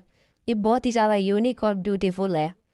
मैं आपको दिखाता हूँ कि इसको हर कोई नहीं ले सकता है क्योंकि ये बहुत ज़्यादा एक्सपेंसिव है। और वहाँ पर सामने पे कौन खड़ी रहती है, वो रहती है लाइला। तो लाइला सोचती रहती है क्या, तू बोलती है यही तो है मेरी गोल्डन टिकट, क्या ये मेरी लाइफ को हमेशा के लिए चेंज कर देगी। सोचती हूँ, बट मेरे पास इससे भी प्रीटी जेम से पड़े हुए है, इसमें क्या अलग है। वो बोलती है कि ये सिर्फ गॉर्जियस ही नहीं है, बस ये कोई जेम नॉर्मल जेम नहीं है, क्योंकि ये पावर ये मेमोरीज को होल्ड करता है किसकी, द सी ऑफ विच की। अब वो एक लड़की है या क्या है जो वो अभी पता चलेगा। बट एटलांटिस में ऐसा कहा जाता है कि कोई एक ऐसा मैजिक होता है कि जो तुम्हारी बैड मेमोरीज होती है उसको, और जो तुम्हारी सैडनेस होती है उसको एक जेम स्टोन में कन्वर्ट कर देता है। जितनी ज़्यादा तुम्हारी सैडनेस होगी, जितना तुम्हारा ज़्यादा दुख होगा, उतना ही ज़्यादा ब्यूटीफुल वो जेम निखर के आएगा। बट तो इसको फिर स्पिरिट ऑफ द सी विच क्यों कहते हैं, जबकि इसको कहना चाहिए था मेमोरीज ऑफ द सी विच। तो वो बोलती है एटलांटिस में कहा जाता है मेमोरीज के पीसेस से मिलाकर ही एक सोल या स्पिरिट बनती है, इसलिए इसका नाम स्पिरिट ऑफ द सी विच रखा है। तो ऐसी बात है, मेमोरीज के पीसेस हैं वो सोल में कन्वर्ट हो जाते हैं। बट ये मेरे लिए बहुत ही बेकार चीज़ लगती है, क्योंकि मेरी जो सोल है किसी और के बॉडी में है। वो बोलती है कि अगर आप इसको देते हो तो आपके लिए स्पेशल प्राइज भी है, जबकि यहाँ पर ruby of rose mountain and even Mare kingdom heirloom known as the blue tear, but उन सब के सामने ये कुछ अलग ही है, the spirit of sea witch. तभी उसका ध्यान जाता है कि वहाँ पर कोई पियानो बजा रहा रहता है, तो उसकी वाओ ये परफॉर्मेंस तो अच्छी है। इसने अभी अभी ज्वाइन किया है क्योंकि जो पहले वाला पियानोइस्ट था उसकी इंजरी की वजह से वो नहीं आ रखा है, तो अभी इसको पियानो बजाने के लिए बुलाया है। बोलती है वाओ, तो इसका प्राइस बताओ मुझे।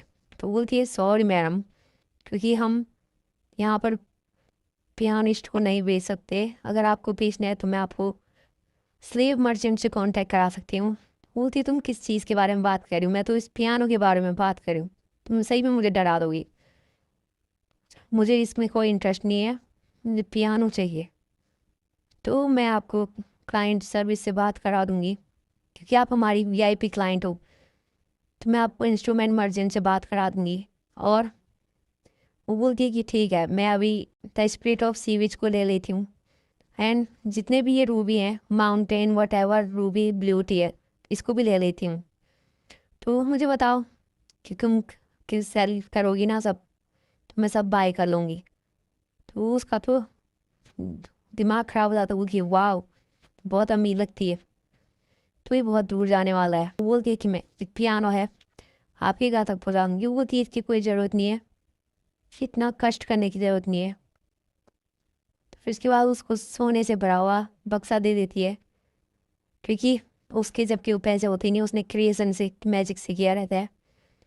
हाँ तो मैं पियानो के लिए दोबारा आऊँगी, तो इसको पैक करके रखना, बाद में लेने आ जाऊँगी। Very well miss. तो वो बोलती है ठीक है। तभी हमें वो लड़का दिखाया जाता है, वो कहता है I hope to see you again. पता नहीं उसने देखा था उसको कि नहीं, उसको घूरा रहता है। तभी अब वो चले जाती है स्टेट इन नोएल में चले जाते हैं, जहाँ पर लाला बैठी रहती है और वो उसी उसको घूर रही रहती है, जो अभी उसने सी ऑफ विच खरीदा था, स्पिरिट ऑफ सी विच। तो उसको देखते हुए बोलती है क्या अजीब सी बात है कि मैं इसको रेप्लिकेट नहीं कर सकती हूँ, इसको कॉपी नहीं कर सकती हूँ, क्योंकि इसके पास क्रिएशन मैजिक है। तभी बताती है कि इसका क्रिएशन मैजिक कैसे काम करता है। इसका मैजिक कुछ ऐसे काम करता है कि लिविंग बींग्स और जिनके मैजिकल पावर है उनका रेप्लिका नहीं बना सकती है, उसका मतलब क्रिएशन नहीं कर सकती है। इसको क्रिएशन भी नहीं बोलना चाहिए, इसको एक तरह से कॉपी ही बोलना चाहिए। तो आइटम को एक कॉपी कर सकती है सिर्फ जिसमें मैजिकल पावर नहीं है और जो लिविंग नहीं है, जैसे लैपटॉप फ़ोन हेडफोन वगैरह जो इसके पुराने वर्ल्ड में देखे। और केट भी उसी उभर सकती है जिसको इसने पहले देखा हो। बट ये लिमिटेशन फिर भी ठीक है, जब मैं मनी को जो भी है सोना चांदी को अगर रेप्लिकेट कर सकती हूँ तो मैं सब कुछ खरीद सकती हूँ इस वर्ल्ड में। और दो मैंने आज बहुत पैसे खर्च कर दिए कि मुझे ऐसी फीलिंग आ रही कि मैं अपने पैसों को फ्लैक्स कर रही हूँ, बट इसमें भी अलग ही मज़ा आया। बट इसके साथ एक इशू भी है, क्योंकि मार्केट में ऐसा अफवाह चल रही है कि एक लड़की है जो कि पैसे पानी की तरह बहा रही है। रूमर्स फैल रहे हैं और वो बोल रहे हैं जो सिल्वर हेयर गर्ल है जिसकी पर्पल आइज है वो पैसे फेंक के जा रही है। उसने उसकी लाइफ भी चेंज कर दी, जो बेकरी ओनर थी। अब पता नहीं बेकरी ओनर थी कौन थी। तो इसकी वजह से कुछ बैड गाइज भी आ सकते हैं जिनका बैड इंटेंशन होगा, जो कि मतलब किडनैपर रॉबर थीफ जो भी होते हैं गोल्ड डिगर टाइप के।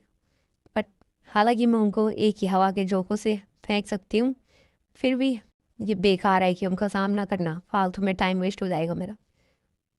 बट ये फेमस होना भी एक ट्रबल ही है, तो मुझे इतना फ्लेक्स नहीं करना चाहिए क्योंकि इससे मेरे लिए ही मुश्किल हो सकती है। तो क्या नाइट मार्केट ओपन हुआ होगा आज रात, देखते हैं। मुझे एक नज़र मार लेनी चाहिए। ये जितना मैं देखूंगी सामानों को उतना ही मेरा माइंड में वो इमेज बनी रहेगी जिससे मैं रेप्लिकेट कर सकूंगी। तभी हमें नाइट मार्केट का सीन दिखाया जाता है। उसने एक ब्लैक कोट पहन के नाइट मार्केट में जा रही होती है, तभी वहाँ पर एक किसी को इसको बुलाते हैं और वो बोलते हैं कि यहाँ पर देखिए बुक बेच रहा होता है। तभी उस बुक में एक पिक्चर दिखाई जाती है जो कि किसी वेल टाइप की होती है। बोलती है क्या ये वेल वही है? मारमेल ऐसा नाम बोलती है। तो ये एक सेक्रेट क्रीचर है जो कि बहुत ही मुश्किल से दिखाई देता है, और ये everlasting light empire of Atlantis की है। तो वो कहती है कि ये मुझे लगा कि ये वेल जैसा ही दिखता है बट ये थोड़ा सा अलग है। तो तब तक वो सामने वाला लड़का बोलता है कि लेडी क्या आप एटलांटिस एम्पायर से हो, कि आप वहाँ की लैंग्वेज बोल रही हो? वो बोलती है हाँ ऐसे मैंने बोला। तो क्योंकि ये बुक एटलांटिस लैंग्वेज में लिखी है तो आपने अभी पढ़ा, इसको मैंने सुना। पर तू सोचती है अच्छा मुझे तो ये सारे लेटर वैसे ही दिख रहे हैं जैसे मैं पढ़ती हूँ। तो आपने कहाँ से सीखा ये एटलांटिस एम्पायर की लैंग्वेज? क्योंकि जो हायर रैंक के मेंबर्स होते हैं मरमिड एसोसिएट्स के, वो भी ट्रांसलेट नहीं कर पाते हैं इसको। ऐसा है क्या? क्या ये भी कोई मेरी एक अलग स्पेशल पावर है? बट मुझे इसको मना करना पड़ेगा। तो मैं रीडिंग नहीं कर रही थी, मैं जस्ट बड़बड़ा रही थी। तो मुझे सही में पढ़ना है। वो कहता अच्छा इतनी बुरी बात है, क्योंकि मुझे कोई चांस मिल जाता इस मार्मल के बारे में जानने का अगर आपको लैंग्वेज आती। समडे मैं भी देखूंगी इस मार्मल को, जो कि कहा जाता है कि वो सी का अरोरा है एक। बस इमेजिन कर सकती हूँ कितना ब्यूटीफुल होगा वो। तो तभी वो बताता है कि जो ये जस्ट एक ड्रीम जैसा लगता है, क्योंकि इवन जो सेलर होते हैं जिन्होंने लाइफ टाइम नदी में सेल किया होता है उन्होंने भी मुश्किल से देखा होता है। तभी उसको उसकी मदर की याद आती है कि वो लाइला बोल रही थी कि बोलती है कि मैंने तुम्हारे लिए ये बनाई है वही फिश वाली डॉल। क्या वो सोचती है कि क्या मेरी मम्मी ने देखा हुआ इसको? द अरोरा ऑफ द सी। अब हमें दिखाया जाता है काइलॉन एम्पायर के बाहर में, जहाँ पर फियान को कोई चिल्ला रहा रहता है, उसका नाम ले रहा रहता है। दो गार्ड्स होते हैं जो कि फियान को ढूंढे रहते हैं। वो बोलते हैं कि टाइम हो गया शॉर्ट लेसन का, कहाँ गए फियान आप? क्योंकि वो प्रिंस है तो उसको उसके वो ढूंढे रहते हैं सोल्जर। तो बोलते हैं कि शायद वो डर गया होगा, कितना डरपोक बच्चा है। दूसरा बोलता है कि तुम अपना माहौल देखो कि कहीं हमें ट्रैवल ना हो जाए इंपीरियल फैमिली से। वो बोलते हैं इंपीरियल फैमिली ऐसा एक्ट नहीं करती है, वो जस्ट एक कमजोर बच्चा है जो बैलेरिना से भाग कर आया है, जबकि मेरा जो 8 साल का ब्रदर है वो उससे ज़्यादा कैपेबल है। मैं ये नहीं बोल सकता कि बैलेरिना के बारे में, बट हमें कोई ऐसा नीचे काइलोन में ऐसा कोई डरपोक इसकी तरह मुझे भी नहीं लगता है कि मेरा मैंडलिन भी इससे हैप्पी है, क्योंकि कोई अपने चाइल्ड को इतनी हार्ड पनिशमेंट कैसे दे सकता है या ऐसी ट्रेनिंग कैसे दे सकता है। चलो हो गया, तुमने बहुत ज़्यादा बोले, हमें ट्रैवल क्रिएट नहीं करना, हमें चलना चाहिए यहाँ से। तो हमें मैनर में चलते हैं। बोल दे कितना बकवास काम है। तभी यहाँ वहाँ पर छुपा रहता है। तो तब तक कोई बोलता है ओ यहाँ हो तुम। तभी वो देखता है कि वो लाइला थी। तो पिछली वीडियो में हमने देखा था कि लाइला अचानक से आ जाती है, तो जैसे उसको हाय बोलती है तो वो बोलती है कि ये बहुत टाइम हो गया तुमसे मिले हुए। और तब तक जो जो फियान था वो डर के मारे अचानक से बोलता है तुम, ये बहुत ही लंबा टाइम हो गया है, कम से कम 1 साल गुजर गया है जब से तुमने अपना चेहरा दिखाया नहीं। लाइला बोलती है मुझे माफ़ करना, ये थोड़ा मुश्किल है टेलीपोर्ट करना जिस जगह पर मैं पहले गई नहीं हूँ आज तक। और ऊपर से काइलोन एम्पायर में बहुत ही स्ट्रिक्ट रूल है, यहाँ पर बहुत ही टाइट सिक्योरिटी है गार्ड्स की। फियान बोलता है मैंने कंटिन्यू रखा था लेटर भेजना मदर के रूम पर। तो वो लाइला बोलती है अच्छा वो रूम? मुझे लगता है कि जो ड्यूक हिल्डा थी उनको बिल्कुल पसंद नहीं था, तो उनसा उन्होंने वो सारी चिट्ठियाँ फेंक दी होंगी, आई थिंक सो। और मुझे लगता है उनको बिल्कुल पसंद नहीं आया कि तुम वो जो मैडम मैकलीन है उन्होंने तुम्हें ले दिया और कायरोन को लेफ्ट कर लिया, तो शायद उनको पसंद नहीं आया होगा। बट उससे ज़्यादा इम्पोर्टेंट ये है कि जो ये गार्ड है ये शायद तुम्हें ढूंढ रहे हैं। तो क्या ये सही है कि तुम उन सबसे छुप रहे हो और अपनी जो स्वॉट ट्रेनिंग है उसको स्किप कर रहे हो? तो क्या मैं ऐसा कर रहा हूँ? ऐसा नहीं है, बस मैं जिस तरीके से वो स्वॉर्ड्समैनशिप सिखाते हैं तो वो मुझे बिल्कुल भी पसंद नहीं है, वो मुझ पर सूट करता ही नहीं है। तो तभी तो मैंने बोला कि तुम एक्सक्यूज़ दे रहे हो। तो ऐसा क्या है जो तुम्हें बिल्कुल पसंद नहीं आ रहा है? तो कायलोन की ट्रेनिंग बहुत ही मुश्किल है, इसमें पहले रोलिंग करना होगा, फिर रनिंग करना होगा, फिर तुम मार खाते रहोगे जब तक तुमने अपने मास्टर को नहीं हराया। जो ये हरासमेंट है मुझे बिल्कुल भी पसंद नहीं है, ये जैसा है बुलिंग के जैसा ही है। और तुम्हें पता है जिस मास्टर को मुझे डिफीट करना है वो है कौन? वो मेरी मदर है, जो तुम जानते होगी फॉर्मर कमांडर ऑफ काइलोन नाइट्स की है। तो लाइला हैरान हो गई थी वो ये बॉस क्यों है पूरे ट्यूटोरियल में? आखिर में तुम्हें पता ही होगा जो काइलोन के लोग हैं वो बहुत ही कम्पिटिटिव होते हैं इन मामलों में, और इनका मेथड भले ही तुम्हें अलग लगे बट ये बहुत ही इफेक्टिव होता है ऐसे तरीके। बट मैं इतना श्योर नहीं हूँ कि मुझे तो इस पेन की आदत है, मैं इस स्ट्रगल से भी नहीं डरता हूँ, क्योंकि इतना टाइम उस प्रिजन में रहने के बाद तो ये तो कुछ भी नहीं है उसके सामने। बट जब भी मैं अपनी मदर को देखता हूँ तो वो मुझे जो कॉम्पिटिटिव स्पिरिट होती है वो मेरी भाग जाती है, और मेरे को ऐसा लगता है कि मुझे सारा गिव अप कर देना चाहिए एंटायरली। तो तुम्हें क्या लगता है कि मैं जो मेरी प्रॉब्लम है तो इससे क्या लगता है कि मैं पूरा तरह से काइलोनाइट नहीं हूँ? तो काइलोनाइट मतलब यहाँ पर कहा जा रहा है ये जो काइलोन एम्पायर से पूरा बिलोंग करते हैं, मतलब वहीं पैदा हुए हैं। क्या मैं इतना बेकार चाइल्ड हूँ? तो क्या इसी की वजह से जो मेरी मदर है वो बीमार हो गई थी, क्योंकि वो मेरे बारे में इतना सोचती थी कि मैं इतना बेकार बच्चा हूँ इसलिए वो बीमार हुई थी? नहीं, बिल्कुल भी ऐसा नहीं है। तुम्हारी मदर, तुम नहीं जानते हो कितना केयर करती है तुम्हारे बारे में, तुम्हें आइडिया भी नहीं है। क्या मैं नहीं जानता हूँ उनके बारे में? जबकि मैं जब बेलेलिना में था तो मदर सबसे पहले फादर को मेरे से ऊपर रखती थी, और जब अब वो फादर से अलग हो गई हैं तो मैं सिर्फ उनके लिए एक कार भेजूँ, ये बहुत ही मुश्किल है। जैसे कि काइलोन की एजुकेशन मेथड है, मैं इसे समझा भी नहीं सकती हूँ, और मुझे इस चीज़ की नॉलेज भी नहीं है, इनकी एजुकेशन है उसके बारे में तो नॉलेज ही नहीं है। बट फिर भी मैं कोशिश कर सकती हूँ इसको सिखाने की। तो लाइला उसका हाथ पकड़ती है और उसे समझाती है कि अगर कोई बार बार फेलियर होता है तो एक बार के लिए वो अपना हार मान लग जाता है, तो ये सबके साथ होता है। इसका मतलब ये नहीं है कि तुम्हारे साथ कुछ गलत हुआ है। अपने मास्टर को डिफीट करना सिर्फ एक गोल है, ना कि कोई पर्पज़ है तुम्हारा। अगर तुमने एक बार सोच लिया कि तुम्हें वो चीज़ करनी है और तुम्हारा पर्पज़ क्लियर है उसको करने का, और उससे मैटर नहीं करता है कि तुम कितनी बार मैडम मैंडरीन से अड़ते हो, बस एक्सेप्ट करो और इसको एक प्रोसेस का पार्ट समझो। और वो मन के अंदर बोल रही रहती है कि उसी तरह जैसे तुम एक स्ट्रॉन्गेस्ट नाइट बन गए थे हेलिना को प्रोटेक्ट करने के लिए पिछले जन्म में, तो वैसे ही बट वो अपने मन के अंदर बोल रही रहती है। और तभी फियान बोलता है कि ऐसी कोई पर्टिकुलर चीज़ तो है नहीं जो मैं करना चाहता हूँ। तो लायला बोलती है तो अगर ऐसा है तो चलो सोचना शुरू करो, हमें किसी चीज़ की जल्दीबाजी नहीं है, आराम से सोचो। और और हमें फिर उसके बाद दिखाया जाता है कि ये किसी बोट में कहीं जा रहे रहते हैं। तो वो बोलती है कि तुम्हें बस वैकेशन की ज़रूरत है सिर्फ। और तभी हम देखते हैं कि लायला की हालत ख़राब हो जाती है और वो फ़ियान उससे पूछ रहा होता है क्या तुम ठीक हो? लायला बोलती है नहीं, मैं बिल्कुल ठीक नहीं हूँ। तो मुझे जो ये मोशन सिकनेस है वो हो रही है। तो फ़ैन बोलता है कि क्या तुम इसको मैजिक से ठीक नहीं कर सकती हो? तारा बोलती है मैं इसको थोड़ी देर के लिए तो रोक सकती हूँ, बट हर 10 सेकंड के बाद मुझे फिर से हो जा रही है मोशन सिकनेस।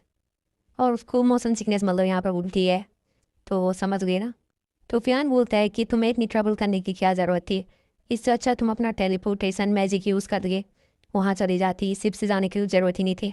तारा बोलती है मैंने तुम्हें पहले ही बताया जिस जगह पर मैं पहले गई नहीं हूँ, तो मेरे लिए मुश्किल है वहाँ पर जाना बिना पहले जगह चेक करे। अगर मैंने टेलीपोर्ट करना भी चाहा तो मैं ऐसी जगह पर टेलीपोर्ट हो जाऊंगी जहाँ पता नहीं क्या हो सकता है। मैं नदी के अंदर भी टेलीपोर्ट हो सकती हूँ, या मैं किसी अंडरग्राउंड जगह पर भी टेलीपोर्ट हो सकती हूँ जहाँ पर कोई रूम ना होगा और जहाँ पर मैं मूव भी नहीं कर सकती। तो फ़ियान बोलते हैं अगर तुम्हें अरोरा को देखना ही था जो कि वो बड़ी सी फिश या उसको वो लगती है व्हेल है, तो हम कैरेज भी दे सकते थे शिप के अलावा। तो लायला बोलती है वेल, तब फिर से उसको उल्टी हो जाती है, तो वो रेनबो में उल्टी कर रही रहती है, तो फिश फूड बना रही रहती है, शायद ऐसा लिखा है उसमें, पता नहीं। तो फियान बोलते हैं अगर इस रेट पे ऐसा हुआ तो हमें तो बहुत ही बड़ी प्रॉब्लम हो जाएगी, अगर ऐसी मोशन सिकनेस होती रही तुम्हें। तो अभी के लिए फ़िलहाल हमें जो सामने आइलैंड दिख रहा है उस पर हम रेस्ट कर लेते हैं थोड़ी देर के लिए, और वो उस आइलैंड पर रुक जाते हैं। और लायला तब लेट जाती है उस ज़मीन पर, बोलती है वाओ, इसलिए ह्यूमन जो है वो सैंड लैंड से बिलोंग करते हैं, और वो चिपक जाती है ज़मीन पर। तभी फियान उसको पकड़ लेता है, वो बोलता है कि वहाँ पर मत लेटो, इधर आओ। वो उसको अपनी पैर पर रख देता है उसका सर, वो बोलता है ग्राउंड बहुत ही हार्ड है, तो इसलिए तुम मेरे यहाँ पर पैर सर रख सकते हो जिससे तुम्हें हर्ट ना हो, अगर तुम्हें लेटना ही है तो तुम यहाँ पर लेट जाओ। तो वो लाइला खुश हो जाती है और ऐसे ही चलता रहता है। तो वो बोलती है अगर तुम एम्बेरस होने वाले हो तो तुम्हें बस प्रिटेंड करना है कि किसी ने नोटिस नहीं किया है। मुझे नहीं पता था मेरा भाई काइंड ही नहीं एडोरेबल भी है बहुत ज़्यादा। तो फियान बोलते हैं कि मेरे पास एक क्वेश्चन है, वो जो सिप है वो बिना सेलर के कैसे मूव कर रही है। तो लाइला बोलती है अच्छा उसके बारे में पूछो। तो अ, उसके पास एक डिवाइस है जो कि मैजिक स्टोन से काम करता है, उससे हम सिप को कोऑर्डिनेशन सेट करने के बाद वो अपने आप ही वहाँ पर पहुँच जाती है। तो क्या ये सही नहीं है? ओह, तो रुफियान बोलते हैं तो ज़रूर ये बहुत ही एक्सपेंसिव होगा इतने सारे फीचर के साथ। तो लाइला बोलती है कि शायद उन्होंने कहा था कि ये इतनी बड़ी अमाउंट है कि इससे हम 3 जो बड़े जगह हैं उनको खरीद सकते हैं। ओह, फिर भी पैसों को साइड करो, बट इसकी परफॉर्मेंस तो बहुत ही खतरनाक है, बहुत ही बढ़िया परफॉर्मेंस है इस बोट की। तभी मुझे याद लगता है कि जो बिजनेस इन्वॉल्व करते हैं मैरी स्टोन को, वो बहुत ही फ़ायदेमंद होते हैं। हाँ, ये सही बात बोल रहे हो तुम। तो पिछले नोवेल में लाया को याद आता है कि मैरी स्टोन बूम की वजह से पिछली बार एलिना ने एक फॉर्चून जंपिंग कर लिया था मैजिक स्टोन में, उसने एक ही बहुत बड़ा बिजनेस खड़ा कर लिया था। बट मुझे कोई फ़र्क नहीं पड़ता इस बार, क्योंकि मेरे पास एक टन ऑफ मनी है जो मैं क्रिएट कर सकती हूँ। तो अब जब मेरा पेट शांत हो गया है तो मैं अब यहाँ पर बैठ कर सीनरी देख सकती हूँ। बाय द वे कौन सा आइलैंड है तुम बता सकते हो? तो बोलते हैं मुझे नहीं पता, ये मैप में तो दिखाई नहीं रहा है। तो तभी वहाँ पर किसी को आवाज़ आती है, कोई बोला होता है रुक जाओ उसको पकड़ लो।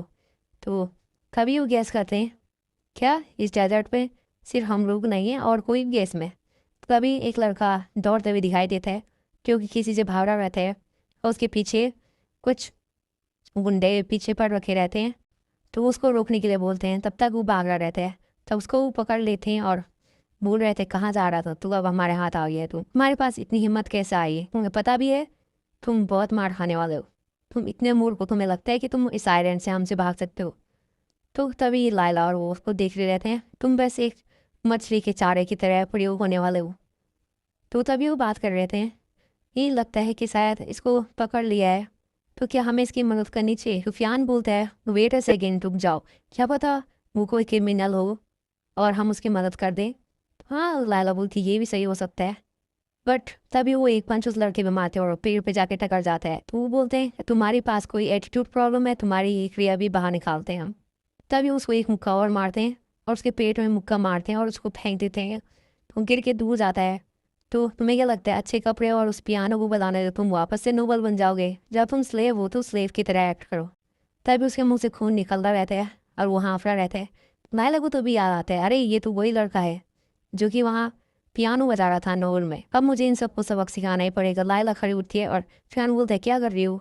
तब तक वहाँ पर फाइट में लायला आ जाती है। तो तभी वहाँ के जो गुंडे होते हैं वो बोलते हैं तो ये किड कौन से हैं, उनको कौन लाया यहाँ पर? तो उनका जो साथी होता है बोलते हैं हमें नहीं लगता है हमारे साथ आए हैं, यहाँ पर चल क्या रहा है? लायला बोलती है कि मैं तुम्हारी चिंता कर रही हूँ, अगर तुम उसको छोड़ देते हो तो मैं तुम्हें छोड़ दूंगी, अगर तुम्हें स्लेव भी चाहिए तो तुम्हें एक इनोसेंट पर्सन को परेशान नहीं करना चाहिए। क्या अब इसने मुझे क्या बोला? वहाँ का गुंडा जो होता है वो बोलता है इस लड़की को सबक सिखाना ही पड़ेगा, तो मुझे इसको कुछ मैनर सिखाने होंगे। तभी वो उसका पैर पकड़ लेता है, वो बोलता है उसको मत मारो वो लड़का, बट वो उसको लात मार देता है, वो बोलता है कि साइड हट जा। तभी तभी उसका साथी बोलते हैं जरन के कपड़े तू देखो, ये तो बहुत ही हाई क्वालिटी के कपड़े पहने और ज्वेलरी भी पहनी है, हमें इस लड़की से बहुत कुछ मिल सकता है, तू जैसे हाथ बढ़ाने वाला होता है। इसके सामने फियान आ जाता है और उसका हाथ झटका तो बोलता है कि उसको टच यू मत करो तब तक। जो गुंडा रहता है वो उसको एक सेपरेट टपरी मारता है और वो गिर जाता है। तभी लाइला फियान नाम देती है और वो गिर जाता है उस लड़का। तो बोलती है तुमने कैसे डेयर किया, हमने मेरे बाइस को छूने की कोशिश कैसे करी। तभी लाइला गुस्सा हो जाती है। तो लाइला गुस्से में बोलती है कि अपने हाथ हटाओ मेरे बाइस से। तभी वो हाथ में अपना एक पावर का गोला बनाती है हवा का, जो कि उस पे जाके लगता है और सीधा पेड़ पे जाके टकरा जाता है और वहाँ पेड़ पर भी एक गड्ढा हो जाता है। यहाँ पर चल क्या रहा है वो मास्टर समझ नहीं पाता है यहाँ पर हो क्या रहा है। तो तभी लाइला इन सब के बारे में सोचती है और एक और पावर का अटैक तैयार करती है जो कि इन सबको हवा में उड़ा देता है। और वो सब सोचते रह जाते हैं यहाँ हो क्या रहा है। वो मदद मांग रहे रहते हैं। उसको बोलते तुम लिटिल चुड़ैल हमको जल्दी से नीचे रख दो। तो वो थी अच्छा तुम्हारी मर्जी। तो उनको नीचे गिरा देती है और वो हवा से नीचे गिर जाते हैं और उनकी हालत ख़राब हो जाती है और वो सब पिट जाते हैं। तो वो लड़का सोच रहा था ये इस दुनिया में हो क्या रहा है और ये लड़की है कौन। तभी वो फ़ियान को बोली थी फ़ियान तुम ठीक हो। वो बोलते हाँ मैं ठीक हूँ, मेरे बारे में चिंता करने की ज़रूरत नहीं है।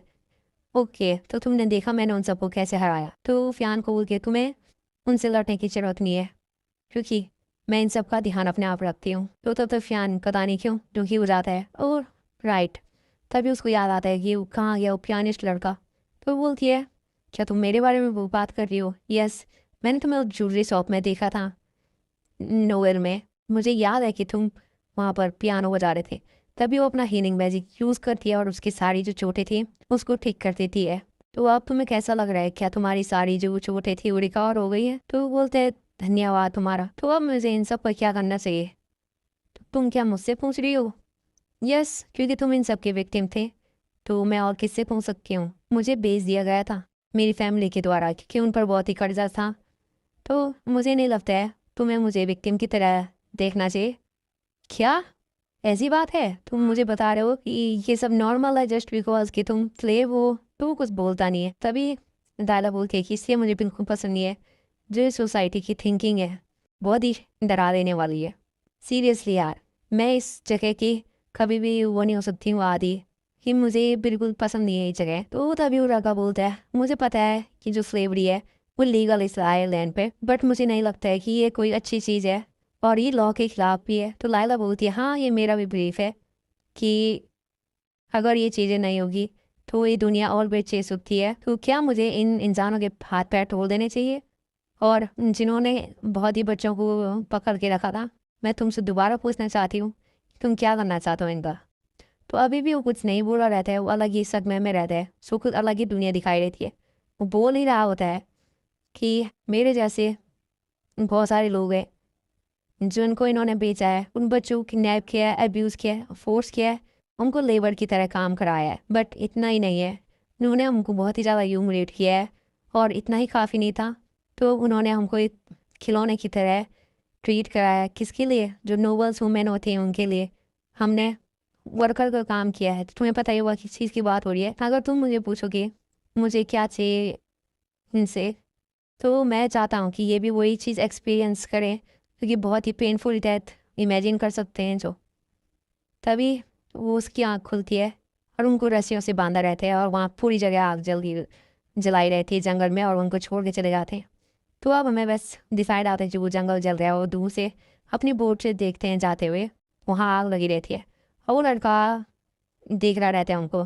तो मैं अपनी पूरी सिंसियरिटी के साथ तुमसे पूछना चाहता हूँ कि ये इससे भी ज़्यादा सफ़र करें जितना इन्होंने इनते विक्टिम है उन पर जुल्म किया है।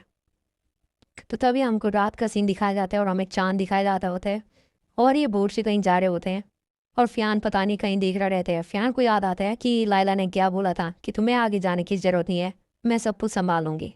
और वो पता नहीं क्यों अपने हाथ टाइट कर लेते हैं। तभी पीछे से लाइला उड़ते हुए आती है। तुम यहाँ पर क्या अपसाइड डाउन लेट रखी हो। तो वो बोलती है कि मुझे अभी भी मोशन सिकनेस हो रही है। एनीवे क्या तुम भूखे हो, क्या तुम्हें कुछ खाने के लिए चाहिए। और हाँ फ़ियान बोलते हैं नहीं मैं ठीक हूँ, घबराते हुए बोलते हो। तभी वो लड़का बोलता है मुझे अब याद आया कि मेरे पास उतना अच्छा चांस नहीं था तो मैं वो अपने आप को इंट्रोड्यूस करता हूँ। मेरा नाम है फिलिप, मैं तुम्हारा थैंक यू करना चाहता हूँ तो तुमने अपनी लाइफ को रिस्क में डालकर मेरी जान बचाई और मुझे इस पर आई। तो तुम्हारे पास एक कॉमनर की मैनर नहीं है तो क्या तुम एक नोबल हो।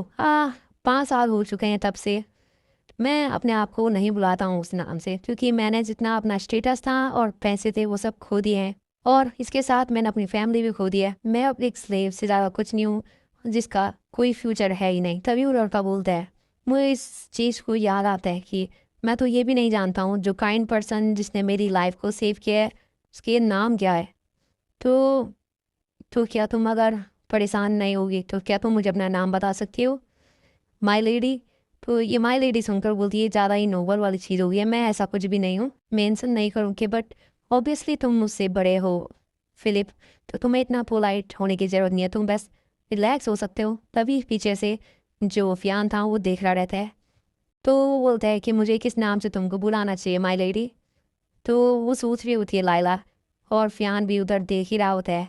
तो तभी लाइला बोलती है, जैसे जैसे तुम मुझे वो कुछ बोल ही रही होती है कि कहानी सुना रहती है, मैंने जैसे पहले बोला तो मैं मून से भी ज़्यादा शार्प हूँ, इस लाइका स्पेयर यानी क्या बकवास कर रही थी। तो मैं जो फेरी क्वीन है उसको सर्व करती हूँ, तो तुम मुझे फेरी बुला सकते हो। ये बहुत ही कहानी रहती है, बहुत ही बकवास सी। तो बोलती है बहुत ही पास पहुँच गई थी, फियान कहीं मेरा नाम सुन ना लेता। तो वो बोलते हैं अच्छा ठीक है मैं देख रहा हूँ, तुम मिस फेरी, तो मैं अपना आपको ग्रेटिट्यूड देना चाहता हूँ क्योंकि आज आपने मेरी जान बचाई है। तो वो झुक के उसको बो कर रहे थे। और तभी लाला वो बोलती है, ओ सर रिएक्शन बहुत ही डिफरेंट था बाकी फैमिलियों से, तो वो शायद फियान पे सस्पेंशन कर रही रहे। तो ये कोई हेल्पिंग करने वाली चीज़ नहीं थी, ये एक नेचुरल चीज़ थी, क्योंकि किसी को भी अगर मुसीबत में देखूंगी तो मैं बचाना मेरा काम है। तो तुम एक लौती लड़की हो जो किसी स्लेव को बचाने के बाद इसको नॉर्मल कह रही है, तो यहाँ पर ये नॉर्मल चीज़ नहीं होगी, पर जहाँ से मैं आती हूँ वहाँ ये नॉर्मल है। एंड ऑफ द डे हम सेम ही हड्डी मान से बने हुए हैं, तो उनको कौन राइट देता है कि किसी को नीचा दिखाए और किसी को वैल्यू दे, किसी को स्लेव बनाए। तो ये सुनकर वो कुछ सोच रहा रहता है। तभी फियान को कुछ चमकता हुआ दिखाई देता है, तो वो बोलते हैं यहाँ पर क्या चल रहा है, इतनी अचानक से रोशनी कहाँ से आई है।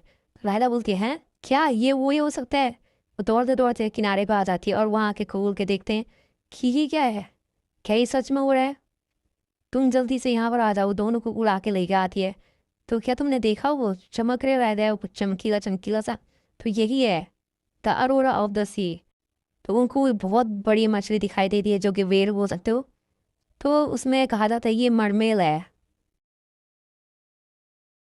तो गाइस हमने पिछले एपिसोड में देखा था कि वो जो बेल होती है जिसका नाम मरमेल था उसके ऊपर खड़े रहते हैं, और लाइला बोल रही रहती है कि वाओ ये तो बहुत ही सुंदर है, ऐसा लगता है कि जैसे जो आसमान है वो हमारे पैरों के नीचे आ गया होगा। तभी फिलिप कुछ बोलने वाला होता है, बट लाइला बोलती है उससे पहले कि क्या तुम्हें पता है कि ऐसा कहा जाता है कि जो सेलर हैं वो भी अपने जिंदगी में हर मेल को बिना देखे मर जाते हैं। तो हम तो बहुत ही लकी हैं, क्या तुम्हें नहीं लगता है ऐसा। बट जो फिलिप होता है वो थोड़ा सा दुखी रहता है, वो बोलता है क्या इसे लकी कहना सही रहेगा, तब तो फिर गॉड के पास जो है वो अलग ही तरह का ह्यूमर है। लाइला बोलती है क्या। तभी फिलिप अपनी कहानी बताता है कि 5 साल पहले जो पायरेट थे उन्होंने हमला किया था हेवलॉन की टेरिटरी पर, जो कि रूल किया जाता था हाउस ऑफ फ्लोरेंस। उस टाइम पर जो हेवॉन टेरिटरी थी वो बहुत ही पीसफुल टेरिटरी थी, तो उनके पास कोई प्रिपेयर ट्रूप्स नहीं थे डिफेंड करने के लिए पायरेट्स के अगेंस्ट। और मेरे फादर ने अपनी पूरी कोशिश करी थी उनको रोकने के लिए, और उन्होंने यहाँ तक कि जो कैसल है उसको एज आ मनी के तौर पर भी दिया था जिससे वो टीम ऑफ मर्चेंट हायर कर सके, पर वो फिर भी उन पायरेट्स के खिलाफ काफ़ी नहीं थी। और आखिर में जो मेरे फादर थे उन्होंने डिसाइड किया कि वो जो हाउस ऑफ गिरॉन है वहाँ जाएंगे, जो काउंट का घर है जहाँ हमारी पूरी जनरेशन ने उनके असिस्टेंस के लिए सर्व किया है, वहाँ हेल्प मांगने के लिए गए। बट कुछ टाइम बाद जो काउंट है उसने सिर्फ हमें अपनी प्रेयर भेजी, और वो सिर्फ पेंटिंग करता रहा मुराल्स की और टेम्पल में हर दिन, और होप करता रहा कि हम विक्ट्री करें। यहाँ तक कि उसने अपना कोई ट्रूप भी हमें नहीं भेजा। और उस टाइम पर सबसे ज़्यादा हमले बढ़ने लगे थे हेवन पर। हर दिन कोई ना कोई हमले की पॉसिबिलिटी होती और ये नंबर बढ़ते रहे। और इसी बीच लड़ाई में जो मेरे फादर थे उनकी भी डेथ हो गई। और ठीक उसके बाद जो काउंट गिरियन था उसने अपने नाइट को हेवन में भेजा लड़ाई करने के लिए। उस टाइम पर जो पायरेट्स थे वो काउंट का सामना कर रहे थे और उन्हें एहसास हो गया कि जो लड़ाई है वो अब जीती नहीं जा सकती है। तो पायरेट्स वापस चले जाते हैं उसी वक्त। ये नेचुरल सी बात है, वो पायरेट्स हैं जो समुद्र से लड़ाई कर रहे हैं और उनके लिए इतना आसान नहीं है लगातार ज़मीन पर हमला करना। और ये थोड़ा सा सस्पिशियस है कि काउंट ने इतने सही टाइम पर, जैसी मेरे फादर की डेथ होती है उसी टाइम पर अपने ट्रूप्स को भेजा। क्या ये बहुत ज़्यादा सस्पिशियस नहीं है? और मैंने उस टाइम ये सेंस कर लिया था, बट फिर भी मुझे बहुत सारी प्रॉब्लम से पहले फेस करना पड़ा था। तो मेरे लिए जो इम्पोर्टेंट थिंग थी कि जो पायरेट्स का खौफ था वो आखिरकार ख़त्म हुआ और ये लड़ाई हम जीत गए। मैं इस चीज़ में फेल हो गया कि ये रियलाइज़ करने में कि अभी तो सिर्फ शुरुआत हुई थी। और जो काउंट गिरियन थे उन्होंने उसी वक्त ये बोल दिया कि जो टेरिटरी में हमला हुआ था पायरेट्स के द्वारा वो मेरे फादर ने ही करवाया था। और उसके बाद जो लॉरेंस हैं उन्हें उसी वक्त देशद्रोही करार कर दिया गया। तो लायला बोलती है कि ये कैसे पॉसिबल हो सकता है, क्या उस टेरिटरी पर कोई लॉ काम नहीं करते थे इस जगह पर? फिलिप बोलते हैं ऑफ कोर्स वहाँ पर ट्रायल्स होते थे, बट मेरे जो फादर है वो बोलने के लिए अपनी कब्र से बाहर तो आने वाले नहीं थे। और जो उनके साथ ट्रस्टेड पीपल थे उन्होंने पहले अपनी लाइफ स्पायरेट के साथ लड़ाई कर कर खो दी थी। और जो हाउस ऑफ लॉरेंस था उनसे लड़ने के लिए असमर्थ था क्योंकि उनको देशद्रोही घोषित कर दिया गया था। और बाकी जो उनके परिवार के सदस्य थे उन्हें स्लेव मार्केट में भेज दिया गया था। तो अब तुम्हें समझ आया कि मैं लकी क्यों नहीं हो सकता हूँ, कि अगर मैं लकी होता तो मेरे फादर कभी मरते नहीं और मुझसे मेरा जो ये सब नहीं छीना चाहता और मुझे स्लेव नहीं बनना होता। और वो गुस्से से देख रहा होता है और दुखी भी रहता है और जो मेरी लाइफ है वो इतनी मुश्किल नहीं होती। और लायला और फियान देख रहे रहते हैं उदासी में। लायला बोलती है जैसे कि मैंने सोचा था फिलिप, मैं सही थी कि तुम एक लकी इंसान हो। फिलिप हैरानी से बोलता है कैसे? लायला बोलती है क्योंकि तुम एक फेरी से मिल गए हो जो कि तुम्हारी विश पूरी करने वाली है। मैं तुम्हें 3 विश देती हूँ। जैसे कि मैं तुम्हारे फादर को वापस तो नहीं ला सकती हूँ, बट मैं ज़्यादा से ज़्यादा ये कर सकती हूँ कि मैं तुम्हारी 3 विश पूरी कर सकती हूँ। और फिलिप थोड़ा उदास रहता है, बोलता है क्यों, कि तुम ये सब क्यों कर रही हो मेरे लिए? लायला सोचती है जस्ट बिकॉज, क्योंकि मुझे हेल्प करना है। तो क्या तुम्हें हेल्प नहीं चाहिए? बट तुम्हारे पास कोई रीज़न तो होना चाहिए हेल्प करने का, फिलिप बोलता है। तो लायला बोलती है कि ऐसा कोई रीज़न नहीं है, तो ये भी कोई रीज़न नहीं है कि तुम्हें सफ़र करना चाहिए था ये सब। मैं बस ये बोलना चाह रही हूँ, बस आज के दिन सोचो कि तुम्हारे साथ क्या हुआ है और जो पुरानी बात है उसको भूल जाओ। तो फिलिप बोलते हैं क्या तुमने 3 विश बोला? लायला बोलते हैं यस, ये आम सी बात है कि 3 विशेस स्टैंडर्ड होता है। तो फिलिप बोलता है अच्छा इस केस में तो फिर मेरी जो पहली विश है, मुझे एक ऐसा बैंक चाहिए जो कि 1 मिलियन गोल्ड जो है सर्कुलेट कर सके। तो लायला बोल के क्या, तो तुम कह रहे हो कि वो मनी तुम्हें नहीं चाहिए, बस एक बैंक चाहिए जो उसको सर्कुलेट कर सके, जो उसे बांट सके? हाँ, वो फिलिप बोलता है हाँ, क्या ये विश इतनी डिफ़िकल्ट है? लायला बोलती है नहीं, बट इसको करने के लिए थोड़ा टाइम लगेगा क्योंकि मुझे थोड़ा पेपर वर्क हैंडल करने पड़ेगा, बट फिर भी इतना बड़ा टास्क नहीं है। तो ठीक है फिर, तो अपनी सेकंड विश बताओ। तो फिलिप अपनी सेकंड विश बताता है कि मुझे अपनी जो मैजिक स्टोन माइन है वो वापस से जो गिरियन ने हमसे ली थी। तो लायला बोल क्या मैजिक स्टोन माइन? पक्का तुम वो तो नहीं भूल जाओगे, the magic stone mine in heaven? वो बोलता है एग्जैक्टली वही बोल रहा हूँ मैं। उसके बाद जो फियान है वो बोलता है कि तुमको वो माइन क्यों चाहिए जबकि वह उसकी अब लिमिट हो गई है और अब वहाँ ज़्यादा माइनिंग भी नहीं हो सकी क्योंकि वहाँ पर बहुत ही ज़्यादा मैजिकल क्रिएचर्स दिखाई दे रहे हैं। तो तभी फिलिप बोलता है कि वहाँ पर माइनिंग इम्पॉसिबल है, इसलिए वहाँ पर पॉसिबिलिटी है कि वहाँ पर बहुत सारी चीज़ें अभी भी तभी हो सकती है क्योंकि वहाँ पर किसी ने माइनिंग करी नहीं है। ये उस पर डिपेंड करता है कि लोग क्या सोचते हैं। और ये वो फियान को बोल रहा रहता है और फियान और वो एक दूसरे को देख रहे रहते हैं। तो यहाँ पर थोड़ा टेंशन बन जाती है जिसकी वजह से लायला आगे बोलती है कि तुम्हारी सेकेंड विश ये है तो फिर अब तुम अपनी लास्ट विश बता सकते हो। तो बोलते हैं लास्ट विश मेरी ये रहेगी कि तुम्हें मेरी जो मेट है उसको सेव करना है, रोजारिया नेजो। तो तभी ये सुनकर ये फियान और एक दूसरे को देख रहे रहते हैं। फियान बोलता है कि क्या तुम्हारी कोई लवर भी है? तो वहाँ पर तो फिलिप है वो बोलता है कि किसी स्लेव की कोई लवर कैसे हो सकती है? जो जो यहाँ पर मेट है वो सिंपली रिफर कर रहे हैं कि जो वहाँ पर स्लेव सिस्टम है वहाँ पर जो मैनेज करते हैं वो दो स्लेव्स को एक साथ रखते हैं एक पेयर में, जिससे अगर उनमें से एक भी पेयर भाग जाता है, एक भी जो स्लेव है वो भाग जाता है, तो उसका जो दूसरा मेट होगा उसको टॉर्चर करते हैं और उसको बुरी तरह मार देते हैं। और अगर अगर सुसाइड करने की भी कोशिश करी तब भी दूसरे को जान से मार देंगे या उसको टॉर्चर करेंगे। तो उन्होंने ये बहुत स्ट्रेटेजी से सोचा है कि तभी एक दूसरे को वो भागने ना दे और एक दूसरे को मारने ना दे, जिसकी वजह से वो खुद ही भी ना मारे। तो तभी ये सुनकर लायला बोलती क्या तो तुम ये बोलो कि तुम अपने मेट को भाग कर यहाँ आए हो और वो तुम्हारी मेट वही है?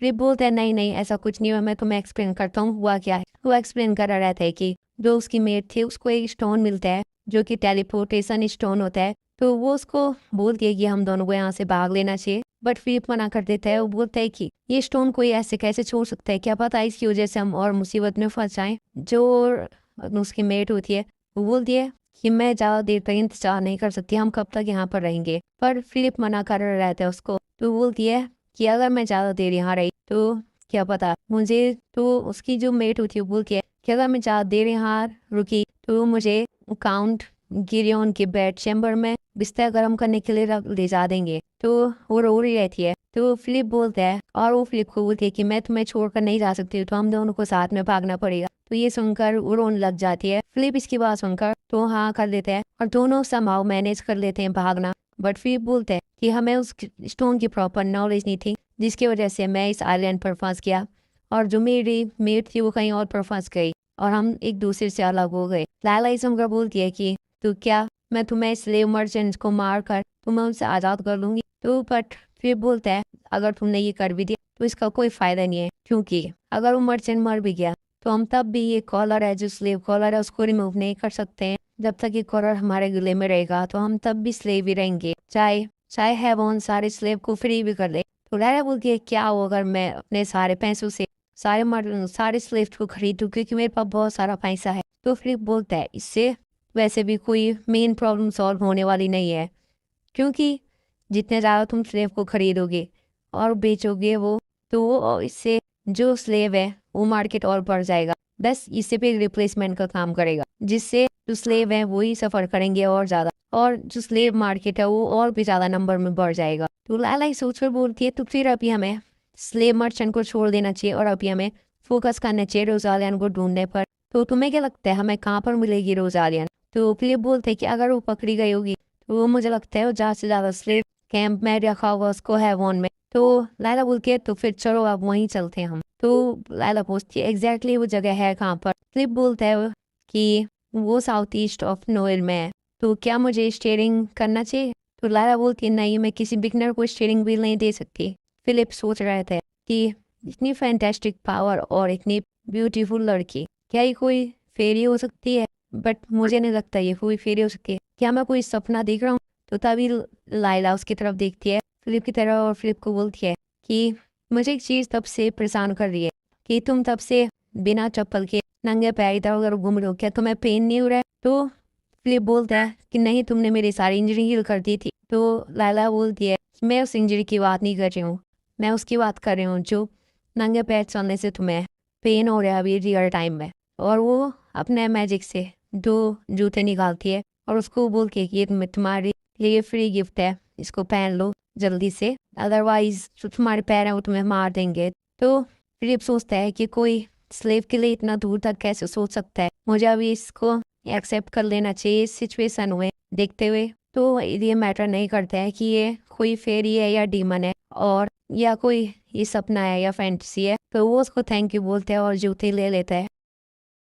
तो अब हम रात का सीन देखते हैं और हमें दिखाया जाता है कि 2 लोग एक केव को गार्ड करे रहते हैं और वो तीनों ऊपर से पत्थर के ऊपर से देख रहे रहते हैं। और लायला बोलती है कि क्या यही वो जगह, यहाँ पर सिक्योरिटी बहुत रिलैक्स लग रही है, क्या यही जगह हो सकती है? तो फिलिप बोलता है हाँ यही वो जगह है। तो फियान बोलता है कि बाहर से कम लग रहा है बट अंदर से बहुत ही ज्यादा लोग हैं, कि यहाँ पर एक क्राउड की स्मेल आ रही है। लायला सोच रही थी क्या ये एक स्मेल कर सकता है ड्रैगन्स या एनिमल्स की तरह? हाईली सेंसिबल होते हैं। तभी फिलिप बोलता है कि मिस फेरी कि हमको जो मर्चेंट है उनको मारना नहीं चाहिए, हमको उनको किल नहीं करना चाहिए, अदरवाइज ये अपने गुस्से में दूसरे स्लेव को हार्म कर सकते हैं। लायला बोलती है कि इतना आसान नहीं होगा फिर तो, और लायला बोलती है कि ठीक है, वैसे भी मुझे कोई पर्टिकुलर सीन क्रिएट नहीं करना है। तो वो अपना कोई मैजिक यूज करती है जिससे वो स्मेल करने लग जाते हैं। बोलते क्या स्मेल आ रही है? तो दूसरा भी बोलते हैं हाँ तुम सही बोल रहे हो, किसी चीज की तो स्मेल आ रही है। तभी वो सब गिर जाते हैं नीचे और वो बेहोश हो जाते हैं। तो नायला दिखाती है कि मैंने स्लीपिंग डस्ट को विंड मैजिक के साथ ऐड किया जिससे वो सो गए। वो अच्छी बात है कि मैंने मार्केट में ये सब चीजें देख ली थी। और तभी वो सारी चाबियों को ले लेते हैं। बोलते हैं हमें जल्दी करना चाहिए जिससे पहले की दूसरी शिफ्ट यहाँ पर आ जाए। तो वो नायला बोलती है ठीक है। तो वो अब चले जाते हैं केयर के अंदर। बोलते हैं हम यहाँ पर हैं। तो वो पहुंच जाते हैं फाइनली वहाँ पर। वो देखते हैं कि यहाँ पर बहुत सारे पिंजरों में बहुत सारे लोगों को रखा रहता है जो कि स्लेव्स होते हैं। तो वो सब बिंग की तरफ देखते हैं और बोलते हैं कि यहाँ पर कितने सारे लोग हैं और उनमें से आधे तो बस बच्चे ही हैं। तभी कोई फिलिप का नाम बोल रही रहती है, फिलिप। तभी फिलिप देखता है वहाँ पे रोजारियन भी रहती है। तो वो बोलती है कि मुझे देख कर अच्छा लगा, तुम सेफ हो। तो वो बोलती है कि तुम भी ठीक हो। तो फियान उनको बोलता है कि मुझे पता है तुम्हें बहुत सारा बात करनी है पर अभी हमारे पास टाइम नहीं है, हमें जल्दी से जाना होगा। तो फिलिप बोलते हैं ठीक है जल्दी से करते। तभी वो बोलती है कि मुझे पता है सभी यहाँ पर पेन में, बट अभी हम सबको सेव करने की हालत में नहीं है। कम से कम यहाँ पर जो स्लेव की डिमांड है वो डिक्रीज हुई है और जो ज़्यादातर स्लेव है वो यहाँ से दूसरी कंट्रीज में भेज दिए जाते थे। तो शायद अगला महीना आने वाला होगा नया बैच मर्चेंट का। तो ये सब बोलकर वो सोच रहा रहता है और अपना स्कार्फ पकड़ता है। तो वो अभी सबको बोलता है कि सब मेरी बात सुनो ध्यान से और शांत हो जाओ। तब वो बोलता है कि हम थोड़ी देर में दरवाज़ा खोलने वाला है और मैं अपनी मेट को अपने साथ ले जाने वाला हूँ। तो जैसे ही दरवाज़ा खुलेगा तुम में से कुछ लोग एस्केप करना चाहोगे और मेरे पास कोई राइट नहीं है कि तुम्हें रोकूं उस चीज़ से। तो सब लोग बोल रहे थे कि क्या बोल रहे हैं, क्या ये डोर को ओपन करने वाला है? तो क्या हम यहाँ से जाने वाले हैं? तो फिर भी मैं तुम्हें पूछना चाहता हूँ, तुम क्या यहीं अंदर रहना चाहोगे कुछ देर के लिए? तो सब लोग गुस्सा हो जाते हैं, बोलते क्या तुम सिर्फ अपने मेट को यहाँ से ले जाने चाहते हो? तो अगर तुम हमें निकालना ही चाहते हो तो हम सबको बाहर निकालो, ना कि किसी को चूज कर कर। क्या तुम मजाक करो हमारे साथ? हम सबको जाने दो। तो तभी फिर बोलता है कि तुम सब कहाँ जाओगे? अगर तुम्हें खोल भी दिखा तो तुम सब यहाँ से कहाँ भागोगे? तो तुम समुद्र में भागते तो यहाँ हर जगह पायरेट्स हैं, और अगर तुम माउंटेन में भी भाग लेते हो वहाँ सब मैजिकल बीस्ट। तो क्या तुम सही में सोचते हो कि तुम ऑर्डिनरी पीपल के बीच में छुप जाओगे? और जबकि तुमने ये कॉलर भी पहनना है, स्लेव कॉलर। तभी वो सब चुप हो जाते हैं। वो बोलते हैं कि अगर तुमने जेल को अगर स्केप भी कर लिया तो जरूरी नहीं है कि तुम्हें फ्रीडम मिल जाएगी। अगर तुम चाहते हो अगर तुम चाहते हो कि तुम इस जगह पर कभी भी वापस ना, तो स्लेव को एलिमिनेट करने से बढ़िया तुम्हें स्लेव मार्केट को खत्म करना चाहिए। तभी कोई बोलता है कि व्हाट अ जोक, तुमने क्या जोक मारे? कोई बोलता है कि तुम बस एक मासूम बच्चे हो जो कि पाई को चेजिंग कर रहा है स्काई। अगर तुम अपनी मेट को भी यहाँ से गायब कर तो ये चीज़ हम सब पर इफेक्ट करेगी। तभी फिर बोलते हैं हाँ मैं इमेजिन कर सकता हूँ कि यहाँ पर जितने भी लोग हैं उन्होंने यहाँ पर बहुत मुश्किल सही है, पर जो स्लेव मर्चेंट है उनके लिए स्लेव जो है वो बहुत ही वैल्यूबल हाई एसेट्स है। और मुझे पता है कि अगर उनका ही लॉस है, अगर वो किसी को किल करते हैं और हार्म करते हैं किसी स्लेव को सीरियसली, बट जो रोजारियन है वो मेरी मेट है जो कि मेरे भागने के बाद पकड़ी गई, तो ज़्यादातर चांस है कि वो उसको मार देंगी या उसको टॉर्चर करेंगे जिससे एक एग्जाम्पल खड़ा हो सके सबके सामने। और मैं समझता हूँ कि तुम सबको जल्दी से जल्दी यहाँ से जाना है, तुम सब भी यहाँ से भागना चाहते। जो ये डेली तुम यहाँ पर बंदे रहते हो इस केज के अंदर, ये बहुत ही पेनफुल टॉर्चर हो रहा है एक तरह से, बट अगर तुम भाग भी जाते हो तो कुछ भी चेंज नहीं होगा उससे। मैं तुमसे चाहता हूँ कि तुम मुझ पर कुछ टाइम के लिए भरोसा कर। मैं मेक श्योर करूँ कि जो ये घटिया सा बिजनेस है ह्यूमन को खरीदने और बेचने का, कि ये एग्जिस्ट ही ना करे, मैं इसको इरेज कर दूँ। तो तब रोजालिया भी सोची रहती है और यहाँ पर फियान और सब सोचने लग जाते हैं। तभी कोई इंसान बोलता है रोजालिया को गला पकड़ के कि ये बकवास पर कौन विश्वास करने वाला है। तभी रोजालिया का नाम वो बोलता है इंसान जिसने उसको पुकारा रहता है, अगर तुम इसको ले जाना चाहते हो तो तुम्हें मुझे भी यहाँ से बाहर निकालना पड़ेगा, अदरवाइज मुझे नहीं पता मैं इसका क्या करूँगा। पीछे से कोई बोल कि हाँ मुझे आज डिनर में कुछ गंदा खाना पड़ेगा। तो तभी दूसरा बोल रहा था खुद से खाना क्यों बनाना पड़े? तो दूसरा इंसान बोलता है कि मुझे एक प्रॉपर मील चाहिए, अदरवाइज मैं यहाँ पर गार्ड कैसे करूँगा रात। तो वो बोलते हैं जो नेक्स्ट सीट वाले गार्ड थे वो आ चुके हैं, हमें जल्दी से करना पड़ेगा। तो तभी वो इंसान बोलता है जल्दी से करो और डिसाइड करो कि तुम इसको ले जाना चाहते हो कि नहीं ले जाना चाहते। तभी उस लड़के के पीछे से वही लड़का आता है जो उनको अभी कुछ बोला, वो उसके सर पे एक मुक्का मारता है जो बोला। तो वो बोलते ही कौन इडियट है, इसको मेरी नज़रों से दूर रखो। तभी वो उस फिलिप को बोलते हैं बच्चे इधर आओ, तुमने बहुत ही बड़ा गेम खेलना चाहते हो तुम, बट इसका कोई मतलब नहीं अगर तुम इस गेम को जीत नहीं पाते और तुम्हारा प्लान वर्क नहीं कर पाता है तो इससे कोई फ़र्क नहीं पड़ता, तुम्हारे पास कोई भी प्लान होगा तुम इसको एग्जीक्यूट नहीं कर पाते।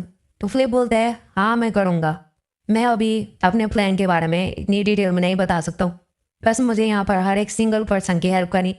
बोलते हैं और मुझे यहाँ पर हर एक पर्सन की हेल्प करनी है, मैं किसी पर ट्रस्ट नहीं कर सकता। पानी बोलता है तो आखिर में तुम्हें खाली शब्द बोल दिए। तभी फिलिप बोल रहा होता है तो वो आदमी बोलता है फिर भी मैं झूठ बोलकर अपनी बड़ाई करने वाले धोखेबाज या किसी अजनबी को अपनी योजना बताने वाले मूर्ख बजाय इसे पसंद करूं।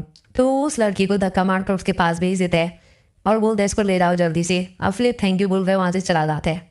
तभी वो जो गार्ड्स रहते जो शिप चेंज करके आ रहे थे वो तो यहाँ पर क्या चल रहा है, ये यहाँ पर पागल लोग सो क्यों रहे, क्या इनको काम नहीं करना चाहिए था। तभी वो तीनों बोलते हैं कि जो नेक्स्ट शिप वाले स्लेव मर्चेंट वो बाहर पर है, हमें जल्दी से यहाँ से निकालना पड़ेगा। तभी डुफ्लेकर बोलता है यहाँ पर रुको जल्दी से। वो चाबी खोलता है और वो वहाँ से बोलता है कि हाँ 10 होगी। तो तभी वो गार्ड दूसरे गार्ड को बोलते तुमने इतनी क्यों पी रखी, जल्दी से मुझे कीज़ दो ताकि मैं अपनी शिफ्ट शुरू कर सकता हूँ। तभी दूसरा गार्ड बोलते कीज़ उसके पास नहीं होती है। बोलते कीज़ पता नहीं कहाँ गई, तुम किस चीज़ के बारे में बात करो, जल्दी से अलार्म बजाओ, यहाँ पर कोई घुसपैठिया आ गया है और एग्जिट को जल्दी से ब्लॉक कर दो। तभी फियान बोलते जल्दी चलो, उन गधों ने यहाँ पर ब्लॉक कर दिया रास्ता। वो रोज़ारिया बोलती है फिलिप अब हमें क्या करना है। तभी लाला बोलती है कि हमें अब उनको डाउन करना ही पड़ेगा और उनको डाउन करने के बाद हमें यहाँ से भाग जाना चाहिए जल्दी से। वैसे तो मैं यहाँ पर उनको प्रोवोक नहीं करना चाहती थी बट अब हमारे पास और कोई ऑप्शन नहीं बचा। तो वो रोज़ारिया को जल्दी से अपना हाथ देती है बोल के जल्दी से मेरा हाथ पकड़। रोज़ारिया बोलती है क्या, और वो फिलिप को बोलती है जल्दी से मेरे कंधे को पकड़, और वो फियान को बोल के जल्दी से यहाँ आओ और सबका हाल, और वो तीनों को पकड़ कर एक साथ लाती है और बोलती है जल्दी से मुझे पकड़ो, और वो कोई मैजिक कर ही रहती है। तभी वो गार्ड आ जाते हैं, बोलते हैं यहाँ पर कौन है। तब यहाँ पर वो वहाँ से गायब हो जाते हैं और वो बोलते हैं हो रही चीज़ वहाँ पर पड़ी हुई, और गार्ड बोलते जल्दी से वहाँ जाओ और यहाँ पर हर एक इंच चेक करो यहाँ पर क्या हुआ था। तभी वो जो स्लेव है बोल रहे थे क्या हमने जो देखा वो मैजिक था, क्या वो मैजिक ही था। तो बोलते हैं हाँ शायद वो मैजिक था, पर मैं कभी भी ऐसा कोई मैजिक नहीं देखा मेज का जो कि टेलीपोर्ट कर सकता है 4 लोगों को एक ही बारी। तभी हमें दिखा रहा था कि वो सब बोट पे आ जाते और वो बोट पर पहुँचाते हैं टेलीपोर्ट की वजह से। तभी जो फिलिप है वो रोज़ारिया का नाम लेते हैं, क्या तुम ठीक हो बोल के। तभी बोल के मुझे लगा कि मैं यहाँ पर मर जाऊँ, पर वो रोज़ारिया को बोल अब तुम ठीक हो, अब तुम नहीं मरो। तभी लायला और फियान बोलते हैं कि हमें इनको छोड़ देना चाहिए, इनको कुछ टाइम देना चाहिए। तरह बोलती है हाँ ठीक। तो लायला फियान को ही बोलती है क्या फियान तुम जाने वाले नहीं हो, क्योंकि मैडम जो मैडलिन है वो वरीड होंगी तुम्हारे बारे में। तभी फियान के पसीने आने लग जाती है और वो कहीं सोच रहा रहता है। तभी बोलती फियान फियान, तो फियान बोलते हैं आ तो मैंने किसी को बताया नहीं है कि मैं बाहर जा रहा हूँ। तो लायला बोलती क्या। तो वहाँ पर कायरन एम्पायर का सीन दिखाया जाता है कि सब लोग फियान को ढूंढे रहते हैं रात में टॉर्च लेके। तो सब मास्टर फियान लॉर्ड फियान बोल रहते हैं ढूंढ रहे थे तो इस दुनिया में हुआ क्या है, क्या उसको किसी ने किडनैप कर लिया है जो वहाँ की नौकरानी है वो बोल रही रहती है और वो दोनों वहाँ पर झाड़ी में छुपे रहते हैं। तभी नौकर भी उसका नाम ले रहे होते हैं। तभी वहाँ पर हमें किसी को दिखाया जाता है जो कि कोई हो रहा था, वो बोलता है कि बेलिना के एक छोटे से कमज़ोर इंसान के लिए इतना हंगामा क्यों हो रहा है। वो बोलते हैं ओ मेरी प्यारी आंट बहुत ही ज़्यादा चिंता करती हैं। तो कोई बोल रहा रहता है कि मेरी प्यारी आंट आप बहुत चिंता करते हैं इसके बारे में। तो तभी कोई पीछे से बोलता है कि क्योंकि मास्टर फियान है वो भी मेंबर हैं इंपीरियल ब्लड लाइन के, अगर वो भी अवेकन हो जाते हैं एज अ ड्रैगन तो ये पॉसिबल हो सकता है कि उससे आपकी पोजीशन है उसको नुकसान हो सकता है। तभी वो बंदा रहता है वो अपना हाथ उस पर मारने वाला होता है। तभी जो दूसरा बंदा रहता है वो उसका गला पकड़ लेता है और उसको बोलता है कौन कौन मेरी गद्दी छीनने वाला है। तो बोलते हैं मुझे माफ करना मास्टर पेरिस, मैंने गलती से बोल दिया था ये। तुम बहुत ही बकवास करते हो। तब वो नीचे देख रहा रहता है और वो ऊपर से वो देख लेते हैं कि फियान और लाइला एक साथ रहते हैं। और अब हमें फियान और लाइला को दिखाया जाता है कि फियान बोलता है कि अब हमें क्या करना चाहिए। तो लाइला बोलती है तुम जैसी शांति हो जाएगी सब जगह तो तुम चुपके से वहाँ पर निकल जाना। और ऊपर से वो आदमी देख रहा रहता है, वो उसको बोलता है क्या तुम इसे देख सकते हो? लगता है जो मेरा छोटा कज़न है वो किसी लड़की को लेकर आया है। और वो हंस रहा रहता है। अब इंटरेस्टिंग होने वाला है। अब हमें नीचे दिखाया जाता है कि जो मेड होते हैं और वो सब फियान को ढूंढ रहे रहते हैं। वो बोलते हैं कि अब किसी आत्मा ने भी फियान को नहीं देखा हुआ यहाँ, शायद उन्होंने इस महल को छोड़ दिया होगा और भाग गए होंगे। और मेड भी बोल रहे थे कि वो हमको कहीं नहीं मिले। और वो बोलते हैं कि हमें तो अभी ये पक्का भी नहीं है कि फियान इस महल में है कि नहीं है। तब उसकी माँ है, वो ऊँट सवारी रहती है। तभी वो बोलती है कि सारे बॉर्डर को जल्दी से क्लोज कर दो और जिसको भी थोड़ा सा शक हो उसको पकड़ कर ले आओ, मैं जल्दी से एम्परर को इन्फॉर्म कर दूंगी। तभी फियान और लाइला घबरा जाते हैं कि ये तो कुछ ज़्यादा ही खतरनाक ऑर्डर दे दिया है कि बॉर्डर क्लोज करने का कुछ ज़्यादा हो गया है। तो लाइला बोलती है कि मुझे लगता है कि जिससे पहले तुम्हें चले जाना चाहिए कि सिचुएशन हाथ से निकल जाए। तो फियान बोलते हैं हाँ सही बोल रहे हो। तभी फियान झाड़ियों से बाहर निकलता है और मदर बोलकर चिल्लाता है। तभी उसकी मदर उसका नाम लेती है फियान, तो तुम इतने टाइम से कहाँ थे, तुम अभी ऐसे कैसे दिख रहे हो? पीछे से लाइला बोलती है कि मेरे बारे में कुछ मत बताना। फियान बोलता है ठीक है। तो फियान बोलते कि बस मैं झाड़ियों में गलती से सो गया था। बट उसकी माँ उसको सख्त से देखती है। तब वो बोलती है कि सारे नौकर चाकर यहाँ से चले जाओ और वो निकल जाते हैं। अब फियान और उसकी माँ बात कर रहे थे। उसकी माँ सीधा उसको एक थप्पड़ मारती है और लाइला भी हैरान हो जाती है और वो बोलती है कि तुम कितने नालायक हो, तुम किसी काम की नहीं हो।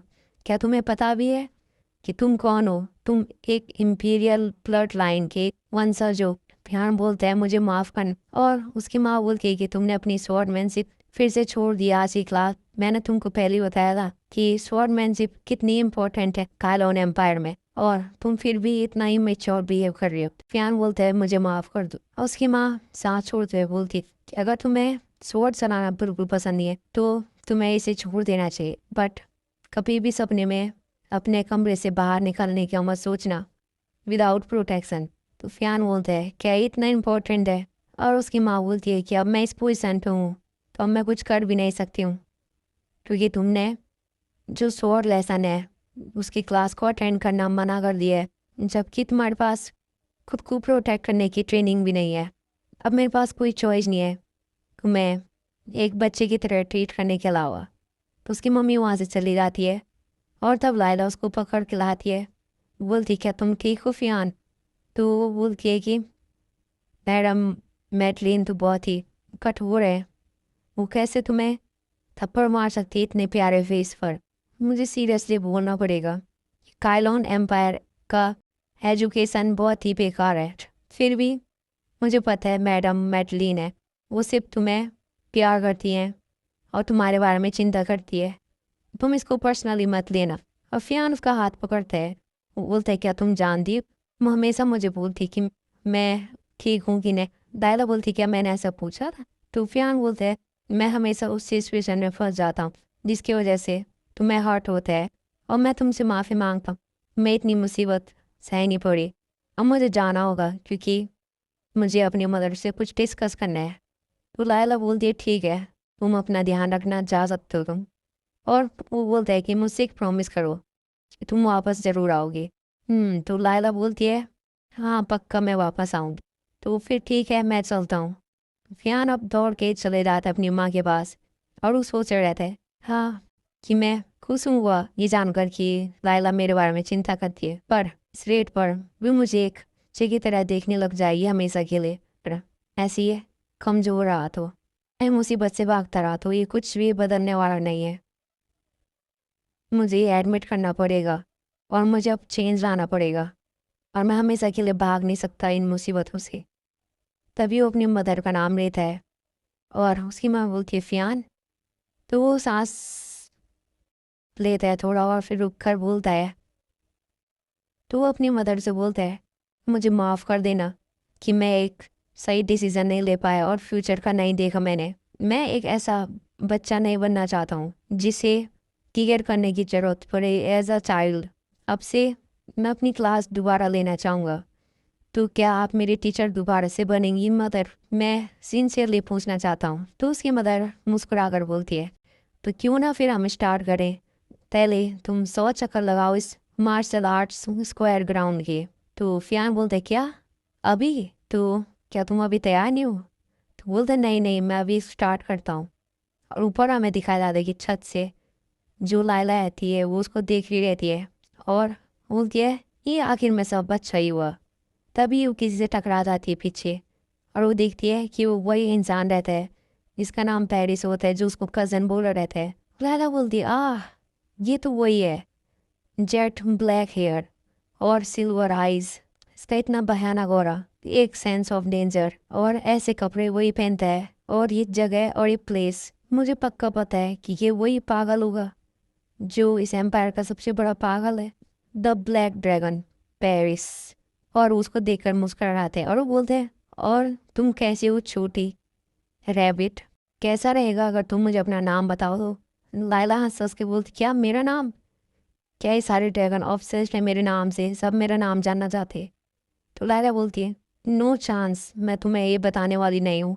और वहाँ से गायब हो जाती है जादू से और वो बस देखता रह जाता है। वो बोलते हैं हाँ मुझे लगा था वो सिर्फ एक रैबिट जैसी दिखती है, बट वो तो रैबिट जैसे कूदती भी है। और तब यहाँ पर लाइट चमक रही रहती है और लाइला अपने घर में पहुँच जाती है। बोलती है सही में मैं डर गई थी, बस अच्छी चीज़ ये हुई कि मैं वहाँ से भाग कर निकल गई जैसे तैसे बिना पकड़े। और मैं आज बहुत थक चुकी हूँ, तो मुझे जल्दी से एक बात ले लेना चाहिए। क्या मुझे लेवेंडर भी ऐड करना चाहिए क्योंकि मुझे बहुत थकान हो रही है। तभी वो जादू से लेवेंडर लाने वाली होती है, तभी उसकी हार्ट में थोड़ा सा दर्द होने लग जाता है। बोलती क्या हो रहा है, क्या था ये? मुझे बस अभी ऐसा लगा कि जो मेरा दिल है वो बहुत जोर से धड़कने लग गया और दर्द होने लग गया।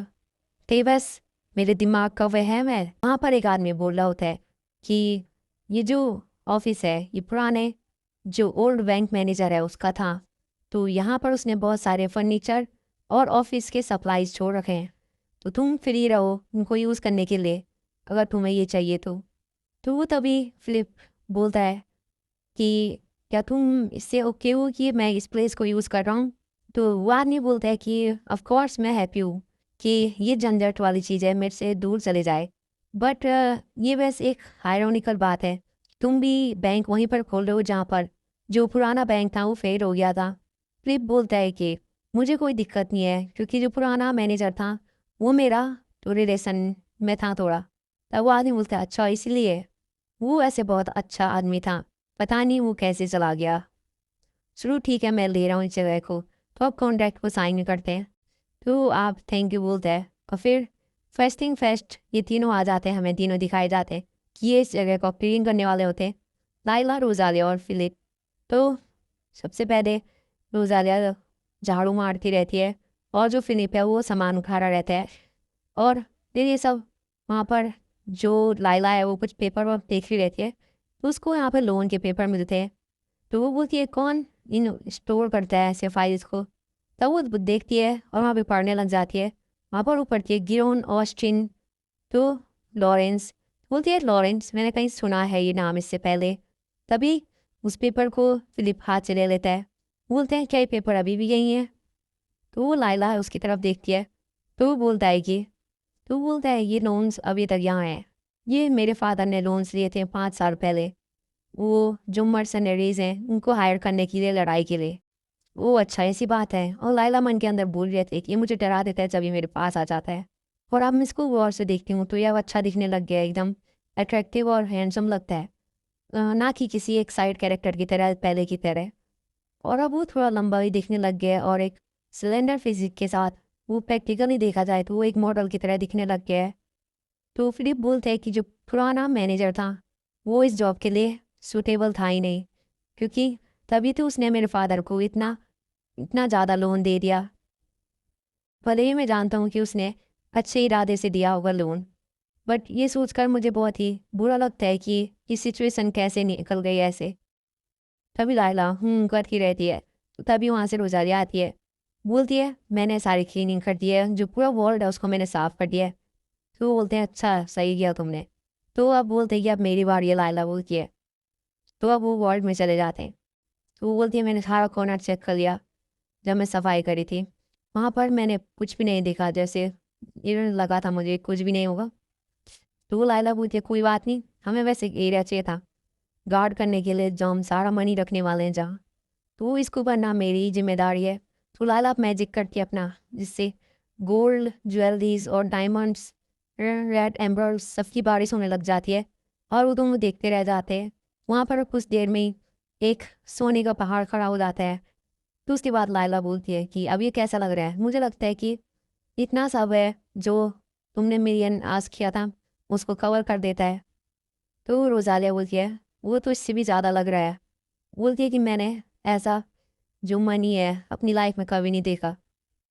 तो अब फिलिप भी सोच रहा था अगर ये ऐसी पैसा बनाती रही तो जो करेंसी की वैल्यू है वो इतना बोल ही रहा होता है कि वो बोलती है फिलिप तुम इतने अनईजी क्यों लग रहे हो। तभी फिलिप बोलता है ऐसी कोई बात नहीं है, मैं बस वो चीज़ें सोच रहा था जिनसे मेरा कोई लेना देना नहीं है, जबकि कोई है जिसने मेरी हेल्प करी है। और लायला वाकई में बोलती है चलो अब आज के काम को भी ख़त्म करते हैं। वो अपने वहाँ जादू से कोई स्क्रोल निकालती है, तो बोलती है इससे तुम जो ओनरशिप है माना स्टोन माइन की वो तुम पे वापस आ जाएगी। तो फिलिप बोलते तुम्हारे पास इन चीज़ों का टाइम कहाँ पर आया, क्योंकि मुझे तो लगा था कि तुम इसको खरीदने वाले हो एक प्रॉपर चैनल से। लायला बोलती है बट मैंने ऐसा नहीं किया, मैंने उस आदमी से इसको चुरा लिया था जहाँ पर उसने छुपा के रखा था। तो ज़्यादा बोलती है क्या एक रिस्की मूव नहीं था, तुम पकड़ी भी जा सकती थी। तो उसके बाद लायला बोलती है कि कोई बात नहीं, जो ऊपर गॉड है वो मुझे एक अच्छा नेक शुगर बनाकर खुश हुई होगा शायद से। फिर फिलिप बोलते हैं हाँ शायद से पक्का। तो अब लायला उसको गिना रही रहती है कि जो पहली बेच थी वो तुम्हारी रोजारियन थी, और जो सेकंड थी जो कि थी स्टोन माइन वो भी पूरी हो गई है, और लास्ट में तुम्हारी वो भी कर दिया है जो बैंक है circulation of a million gold. तुम्हारी तीनों विश पूरी हो चुकी हैं। तो अब क्या प्लान है तुम्हारा, क्या तुम अब रिवेंज लेने वाले हो जो स्लेव मर्चेंट है उनसे, और कुछ अच्छा बताओ क्या करने वाले हो। तो वो बोलता है अब मुझे सोचना पड़ेगा, मैं सोच रहा हूँ कि मैं जो स्लेव मर्चेंट है उनको जो माना स्टोन माइन है उनको खरीदने या उनको रेंट पे देने के लिए मजबूर करूँ। तो वो लायला बोलती है बट ऐसा क्यों, तुम जो स्लेव है उनको स्लेव मर्चेंट है उनको जो माइन है वो सेल करना चाहते हो। तो फिलिप बोलता है कि उनको एक लोन में डालने के लिए ये जब वो माना स्टोन माइन, क्योंकि वैसे भी बहुत एक्सपेंसिव है तुम देख सकते हो, और जो स्लेव मर्चेंट है वो उनके लिए ऐसे टाइप के हैं स्लेव जो उनको ओन कर रहे हैं, तो उनके पास जो है वो पैसे तो होंगे नहीं उस माइन को खरीदने के लिए। तो डायरेक्टली और इनडायरेक्टली उनको जो बैंक है उससे पैसा बोरो करना पड़ेगा। तो मैं प्लान कर रहा हूँ कि उनको जो पैसा है वो लो इंटरेस्ट रेट पर दे दूँ लोन। तो ऑफ कोर्स मुझे कुछ वो उनको सिमिलर कुछ कोलेटरल में डालना होगा उसके बदले। तो मेरे हिसाब से वो जो स्लेव है उनको डालेंगे, जो 1000 स्लेव कॉलर्स हैं उनको जैसे एग्जांपल में के लिए। तो ये अच्छा साउंड कर रहा है कि लायला बोलती है बट तुम्हें क्या लगता है कि जो स्लेव मर्चेंट है वो लोन लेंगे इतनी एक्सपेंसिव माइन को, मोस्ट लाइकली मुझे पता है कि वो कितनी शिद्दत से एक माइन को चाहते हैं। और इन आजकल जो ट्रेंड चल रहा है जिसमें जो नोबल्स हैं वो अपनी डिग्निटी अपनी लाइफ है उसमें स्लेब्स को ओन करने में थोड़ा हिचकिचाते हैं और उनको उतना अच्छा नहीं मानते हैं, जिसकी वजह से जो स्लेब मार्केट है वो भी धीरे धीरे गिरता जा रहा है। तो और जो कॉमनर है उनके लिए भी जो स्लेब है वो बहुत ही महंगे हो चुके हैं, और ऊपर से जो मैजिक स्टोन्स हैं वो धीरे धीरे जो लेबर है उनको भी हटाते जा रहे हैं। तो इसकी वजह से थोड़ा सा अभी भी डिमांड है स्लेव्स की ओवर सी, बट उनके लिए डिग्निटी मैटर नहीं करती है इनके लिए और वो इनको ओन कर दें। बट इसमें ये और केसेस भी हैं जो स्लेव हैं वो जल्दी जल्दी बीमार हो रहे हैं और मरते जा रहे हैं डिजीज से, तो इसलिए वो उनको बेचना चाहते हैं जितना जल्दी हो सके। तो अगर जो मर्चेंट है वो अपना हाथ माना स्टोन माइन में डालते हैं उनके साथ, वो एक्सट्रीमली प्रॉफिट हो जाएगा उनका माना स्टोन बिजनेस में। और ये इकलौती माना स्टोन माइन है जो अभी तक किसी ने हाथ भी नहीं लगाया है बेलिना में। तो लायला बोलती है कि मुझे ये सोचने पर सुनाई दिया था कि जो मैजिकल क्रिएचर्स हैं वहाँ पर बहुत ही लार्ज नंबर पर हैं, तो क्या इसकी वजह से जो माइनिंग है वो थोड़ा रुक नहीं सकती है। तो रोज़ालिया भी बोलती है कि अगर ऐसा हुआ तो जो स्लेव मर्चेंट है वो माइन नहीं कर पाएंगे वहाँ पर। लायला बोलती है हाँ यही बात है। तो फिलिप बोलता है तो यही तो, इसलिए तो मैं उनको ट्राई कर रहा हूँ कि ये माइन खरीद ले। तो जो 5 साल पहले जो फाइट हुई थी पायरेट्स के साथ, तो उस बैटल में मुझे कुछ मिला था। जो मैजिकल क्रिएचर्स हैं वो पायरेट्स पर अटैक नहीं कर रहे थे। लायला और रोज़ालिया हैरान हो जाते हैं, ऐसा कैसे हो सकता है। तो रोज़ालिया बोलती है क्या ये इसलिए हो सकता है क्योंकि जो पायरेट्स हैं वो बहुत ही घटिया दिखते हैं, डरावने दिखते हैं।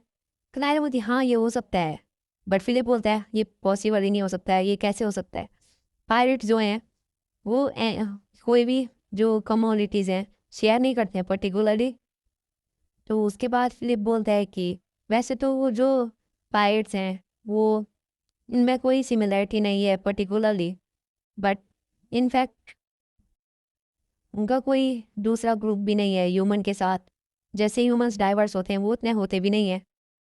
मुझे तो लगता है कि जो पायरेट्स हैं वो उनके हमले से बच जाते हैं क्योंकि शायद उनके पास कोई बचाव या उनको हराने का कोई सीक्रेट होगा, या तो कोई स्पेशल टूल हो सकता है या कोई स्पेशल टेक्निक हो सकती है। और ऊपर से जो मोस्ट ऑफ स्लेव मर्चेंट है हेवन में वो या तो पायरेट्स हैं या तो पहले कभी पायरेट्स रह चुके थे। तो इसका मतलब ये है जो स्लेव मर्चेंट हैं वो खुद ही से उन मैजिकल क्रिएचर्स का ध्यान रख सकते हैं। तो रोज़ालिया बोल के तो एक रास्ता जिससे मैजिकल क्रिएचर्स को हराया जा सकता है, क्या ऐसा सही में कोई मेथड एग्जिस्ट करता है। लायला बोलती है एक स्पेशल टूल है, उसको दिमाग में याद आता है जो हेलिना यूज़ कर थी, बट मुझे विश्वास नहीं होता है जो फिलिप है वो उसको कैसे गैस कर सकते हैं जबकि उसका कोई बैकग्राउंड नहीं है ऐसा कोई, उसको नॉलेज कहाँ से आई। नोवेल से। और इसे अपनी योजना में शामिल करना, क्या ये कोई सही में जीनियस है। मुझे नहीं पता, मुझे इस बारे में ज़्यादा यकीन नहीं है, ये रोज़ालिया बोलती है। तो वो बोलती है कि क्या तुम इनको इन्वॉल्व करने से अच्छा तुम जो फेरी गर्ल है उसको नहीं बोल सकते कि सारे मर्चेंट्स मतलब जो स्लेव हैं उनको ख़रीद लो और उनको रिलीज़ कर दो उसके बाद। तो लायला बोलती है ये तो बहुत अच्छी बात है, और उसके बाद जब तुम्हें सारे स्लेव मिल जाएंगे जो मर्चेंट हैं उनको तुम पनिश कर सकते हो और उनको नए स्लेव बना सकते हो। और रोज़ालिया ये भी बोलती है कि उसके बाद तुम जो मर्चेंट हैं उनको पनिश कर सकते हो जिससे पहले कि वो नए स्लेव लाएं। तो फिलिप बोलते हैं नहीं वो ऐसा नहीं करेगी।